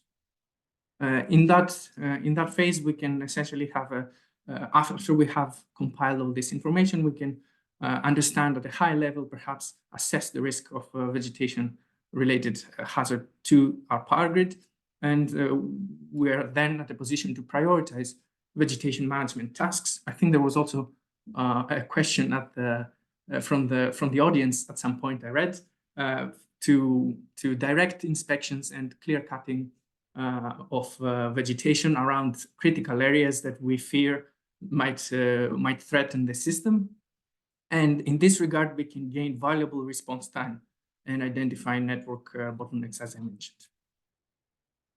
Finally, to summarize, I'd like to note that with this work, we try to frame vegetation as a Natech risk influencing factor. As to our understanding, this is not well, the concept of risk influencing factor has not been used to look into vegetation for power grids in the context of Natech. So this is sort of an innovation in this regard. And we tried to identify vegetation and understand its potential to impact power grids in the context of hydrometeorological hazards. And as I mentioned, we analyzed the systemic linkages under the lens of Natech risk management. As I noted earlier, yes, we understand that these are, we talk about very compound disasters and compound scenarios of disasters. And essentially, one might argue that these are actually very low probability scenarios that we're talking about. In the ascribing to the resilience engineering perspective, we need to apply mindful risk management, be mindful of risk management, and essentially we need to consider the consequences of these albeit low probability but high impact scenarios. And since we have the tools to do that, we can, I believe, start working on it. Going about the tools, actually, we try to conceptualize how this can be done, what sort of data are required to address this issue, and how we can conceptualize the steps of going about to do it.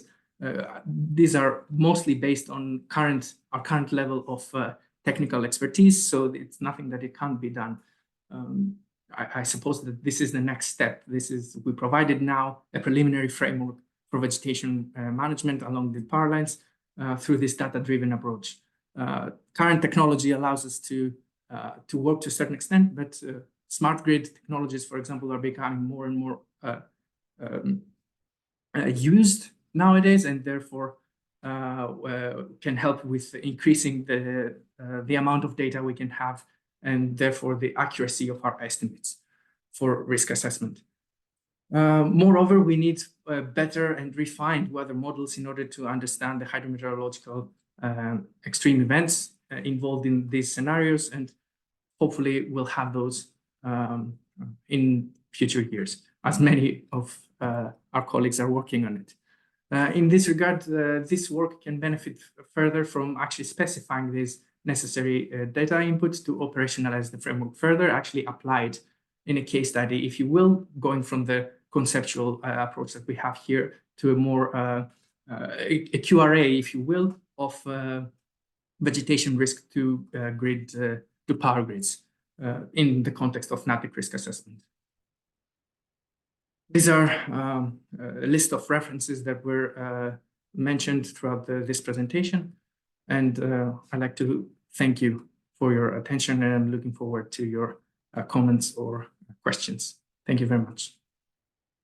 Thank you, Dr. Tzioutzios, for your extensive presentation, and which clarified some of the new risks posed by vegetation and connected fire risk.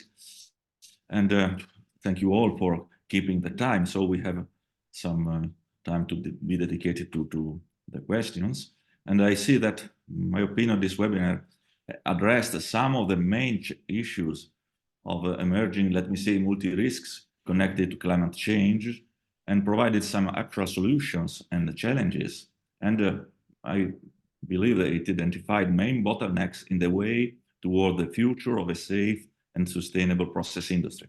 Now I go to some comments that were received, and in particular, the first one is a comment which was, it is a sort of a question for Professor Cozzani. It is, and Olivier Dir argues that one difficulty is knowing when to stop the propagation sequence of domino effects. In France, he tells that it is not permitted to exclude an accidental sequences only on the basis of a very low probability. As a result, the approach of describing precisely Natech accident sequences may bring to light scenarios that in France it is not possible to manage in terms of risk control. What is your opinion on the level of propagation to be considered? Can we limit to the first level? Thank you. Actually, this question seems to be on domino effect rather than on Natech, even if domino effect can occur as well in Natech. When dealing with risk assessment, it is important to define a threshold below which the scenarios need to be excluded from the analysis. The reason is that in the risk assessment, in principle, you should include any type of scenario, and this will result in an endless activity. When considering domino effect, usually you can stop at the first level of propagation, because the scenarios, when considering the second level of propagation, the scenario probability is usually negligible, below credibility. However, it is very important to understand that you need to consider as well a parallel evolution of the scenarios. That means the primary accident can cause more than one secondary scenario at the time. So if you include this parallel scenarios, it's possible to limit the propagation sequence at the first level. If not, you need to go on more detailed clustering. Obviously, in principle, there are some thresholds below of physical effects below which you can stop considering the propagation of the scenarios, but in a risk assessment, a correct management of the risk requires some threshold, low threshold below which a scenario can be reasonably excluded. Thank you, Valerio. I fully agree with your opinion. So now that there are the same participants has a comment for Kyriaki, and he tells that the Valerio accident was indeed a Natech accident, but there was a problem in the pipe management. And so he argues that climate change is not a direct cause, as it only influences in that instances the frequency of occurrence of extreme cold. And in the case of Valerio, the temperature either -5 degrees or -10 degrees doesn't make the difference. So it seems that this type of accident should be treated differently from those where the natural event alone can lead to an accident. And he asked a comment on this observation. This is a very interesting comment, and it raises many aspects actually that I can comment on. The first one of being also a problem of the pipe management. I would say that by analyzing Natech accidents, we commonly see that it is not only a single factor that contributes to the accident, but it is a combination of factors, and which actually brings to the fact that not a standalone solution can be sustainable. It requires the collaboration of multiple actors and stakeholders together to have a safe system in place. Moving to the second part, I would say that indeed, if the ambient temperature is such that cause a freezing of the water, or it can create some accidents there. But this particular example, it is not climate change triggered, but what freezing of low temperatures can trigger actually as an accident, and what are the dynamics that are developed there. And especially when it comes to cold weather events, it is not only the frequency and the intensity that changes with the climate change, but it is also the occurrence. So we may have very low temperatures in areas like Texas that do not typically experience this type of weather events. And also we can have prolonged winter and cold waves. And this is because we have the different pace of the global warming between the Arctic and mid-latitudes, which this difference leads to prolonged winter events.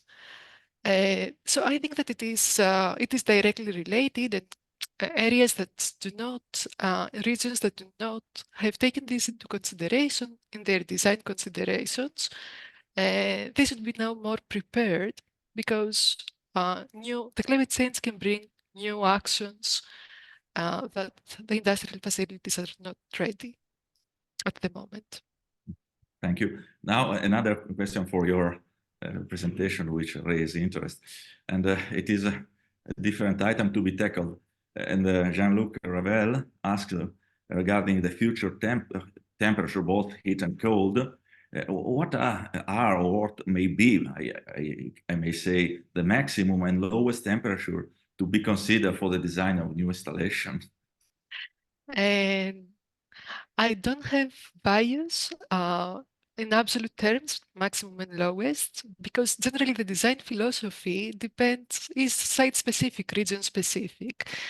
So depending on what are the temperatures that are observed, ambient ground temperatures that can be observed in a specific region, this drives the design consideration for that area.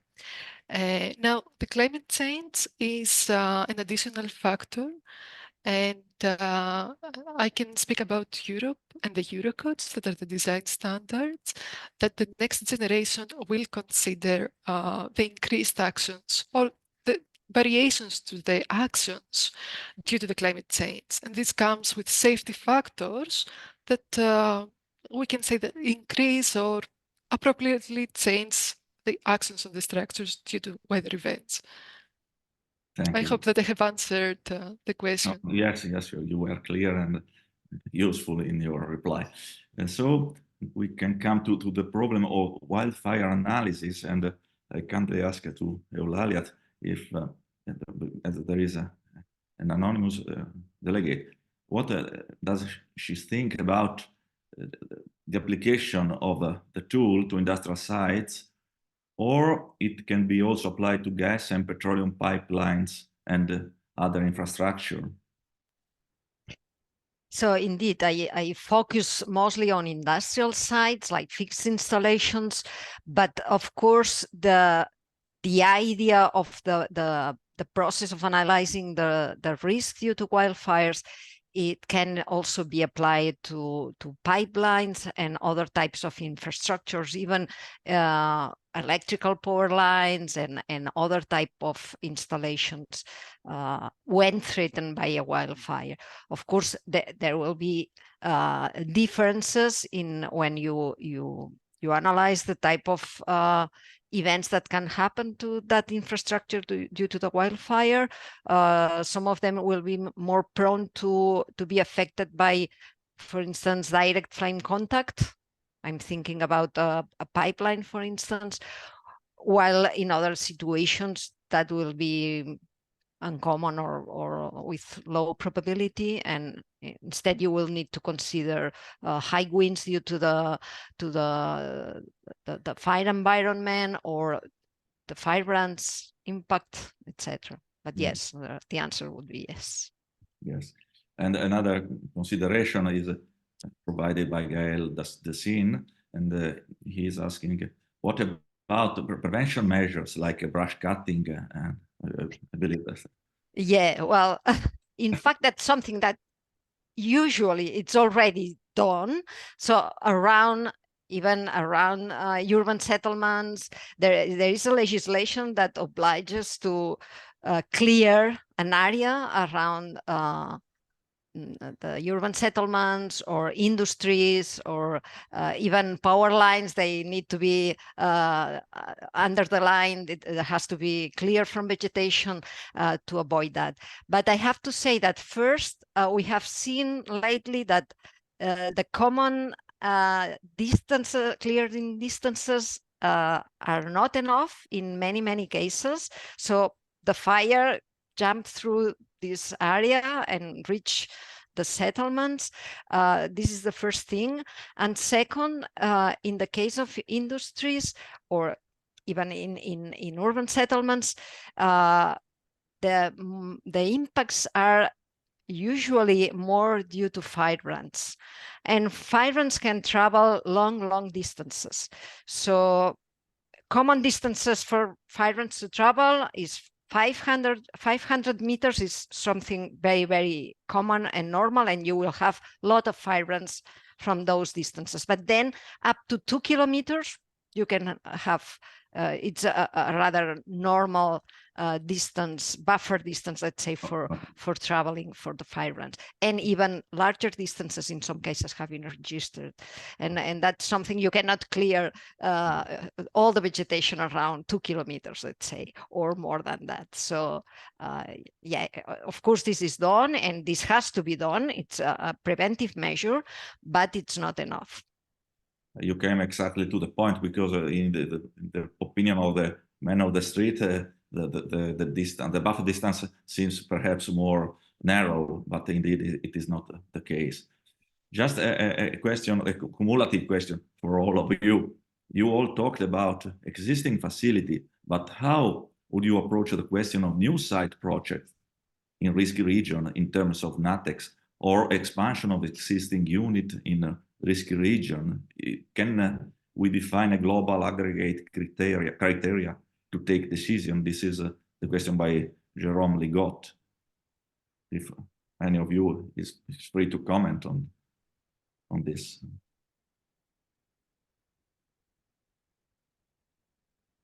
If you like, I can yes, for sure. Short comment. Well, if the issue concerns the selection of the site, there are some screening methods that provide an easy access to the present and also to the future forecast of the return period of intense natural events, climate related, but also geophysical hazards not related to the climate. So this is a rather conventional type of assessment, but it can definitely be used for the selection of the site. If it goes to the criteria to protect the plant from Natech, there are specific safety barriers that can be implemented to prevent, for example, not lightning damage, but also criteria more advanced for seismic protection or for the protection from floods. So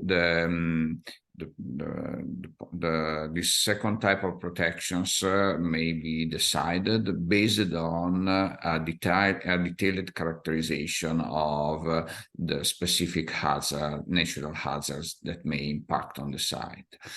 Definitely, the risk assessment can be used to support decision-making concerning the implementation of these protection and mitigation barriers. Thank you, Valerio, for this clarification. Another question for Professor for Eulalia.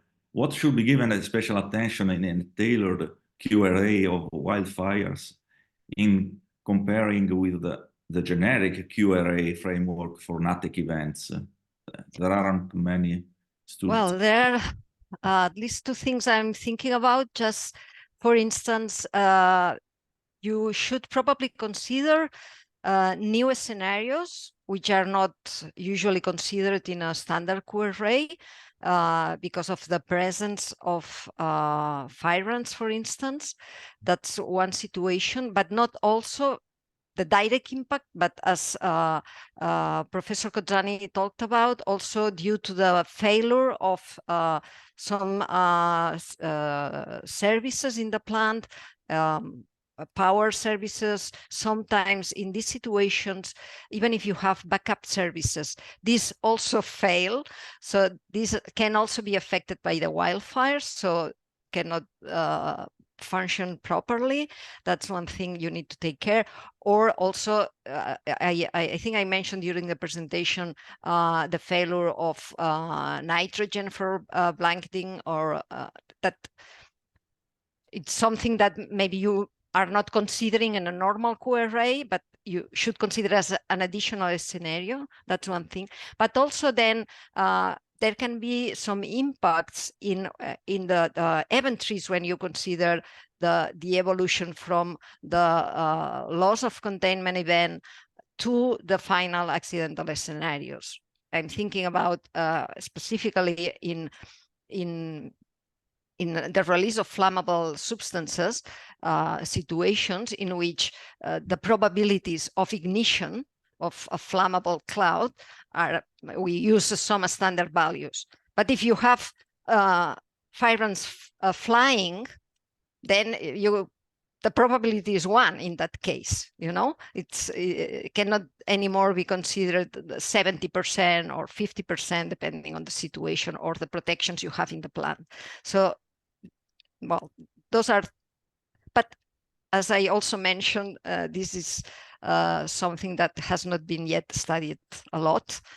We are working on it, but yeah, I think thank you. Need still time. Thank you. Now there is let me say, a provoking comment by Jürgen Schmidt. He reports that in discussing with plant operators, Natech is often referred to as a new name for a well-known and old topic by experts in industry. So he asked, what are the characteristics of Natech's events in comparison to events happened in the past? There is really an increased frequency or intensity, and we really need new measures in safety against it. I believe that the answer may be provided by each of you.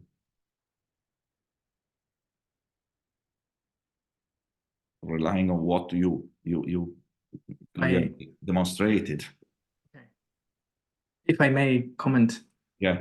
This is actually, I think it's exactly as you pointed it out. I also feel that this is a bit of a thought-provoking a comment. It's interesting to see it this way. The way I perceive it, it's actually counter argument against effective risk management of industrial sites. If this is actually a well-known and old issue, why are we still seeing so many examples? Why are we actually seeing an increasing trend? Unfortunately, we can never talk about zero risk. We cannot obviously eliminate all industrial risk.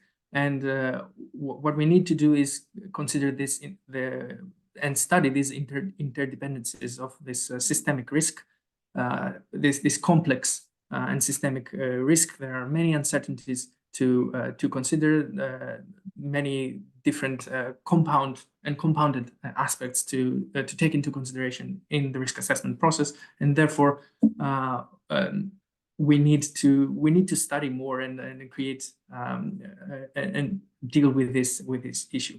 Whether or not we need a new terminology for this, I guess it's more of a branding issue, if you will, and that helps us raise awareness about this this topic, in my view. May I add a comment, Bruno? Yeah. Yes. I'm particularly concerned by this comment of Jürgen. If we look back 25 years ago, we could say, okay, the accidents, normal, conventional accidents happen every day. What's new? What's the reason to study them? So I think that this is really not the correct perspective to deal with the issue. There is evidence that in the safety reports that are issued under Seveso obligations until a few years, there was no real assessment of Natech scenarios. Even if they can be well known, this doesn't mean that there is an effective protection with respect to them. So this is a first important point to recognize. Second point is that, yes, in perspective, there are statistics, and were in part shown in the presentations that were that are documented in the literature, that evidence that the trend in Natech events is indeed growing. So this is not an academic discussion. This is a real issue concerning the safety of chemical sites. Thank you, Valerio. And it is also connected, let me say, to the perception of risk that to some instances is not so sure. And so this kind of webinar and the introduction of new topics in our symposium is well relevant and very important to tackle this new hazard, the new hazard and new increasing hazard, as you clearly demonstrated. Now there is a comment by Mark Halewood, and he reports that not just in the same field, that not only loss of utilities is relevant for the occurrence of Natechs, but also the loss of road or rail routes, for example, due to flooding, may mean that the opportunity to evacuate chemicals, like in Arkema, but also in Italy there was a similar item, or to move stuff is lost. So, however, all these issues have already been recognized in the practice for many years, but not everywhere. It is right, this comment, but perhaps you can provide some more detailed response.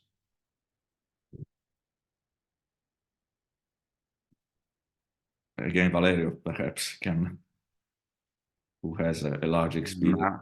I can add only, I think this, I would thank Mark for raising this issue. That's perfectly correct.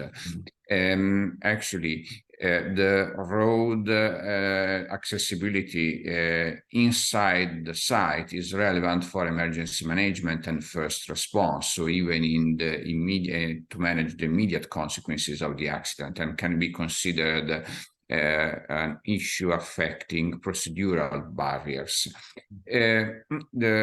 On a more wide basis, when considering the post-accident recovery activities, this is even more important in affecting the cleanup, recovery and reconstruction of the site, because a relevant period may last before these activities can be started. Thank you, Valerio. And now I'm very happy to see that we have a large attendance till the end of the webinar. And we are coming to the conclusion. I wish to thank the keynote speakers for sure, all providing us food for thoughts, and all virtual delegates, especially those that stimulated an interesting discussion. And just I want to share my screen just to provide some final consideration. I hope you can see this. No, sorry.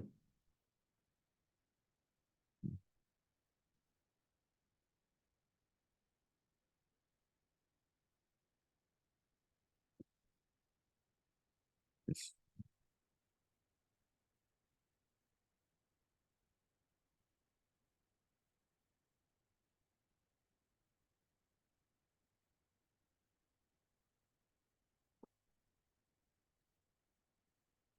You can see, hopefully. And I show you the information regarding the Working Party on Loss Prevention and the web page dedicated to the history of loss prevention. Sorry, Bruno, we don't see your screen. Oh, sorry.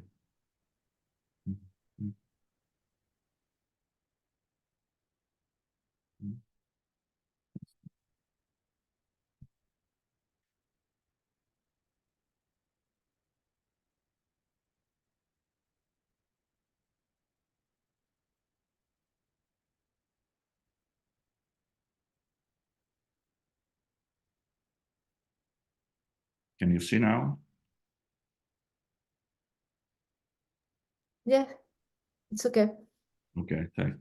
So just to close, you can find all information regarding the loss prevention working party in the loss prevention website, and also on the EFCE website, where there are all the information regarding the European Federation of Chemical Engineering. You can also join at the loss prevention LinkedIn, and you see here that the address, so invite all the interested people to join to LinkedIn. And I'd like to close recalling next event, which is the Loss Prevention Symposium, and invite you all to Bologna, remembering that the call for paper will close in the 31st of May 2024. And this is due to the fact that all the delegates of the Loss Prevention Working Party dedicate a strong effort in the rigorous selection procedure, which is held by at least three reviewers. And the accepted scientific paper will be published in a special issue of the International Journal Chemical Engineering Transactions. And additionally, as we need next gen for the even enlarging horizon of process safety and loss prevention, please keep an eye on the EFCE website for the call of the 6th Process Safety Excellence Award for a young rising star who earned his PhD in the last 3 years. The call for nomination will be available in autumn 2024.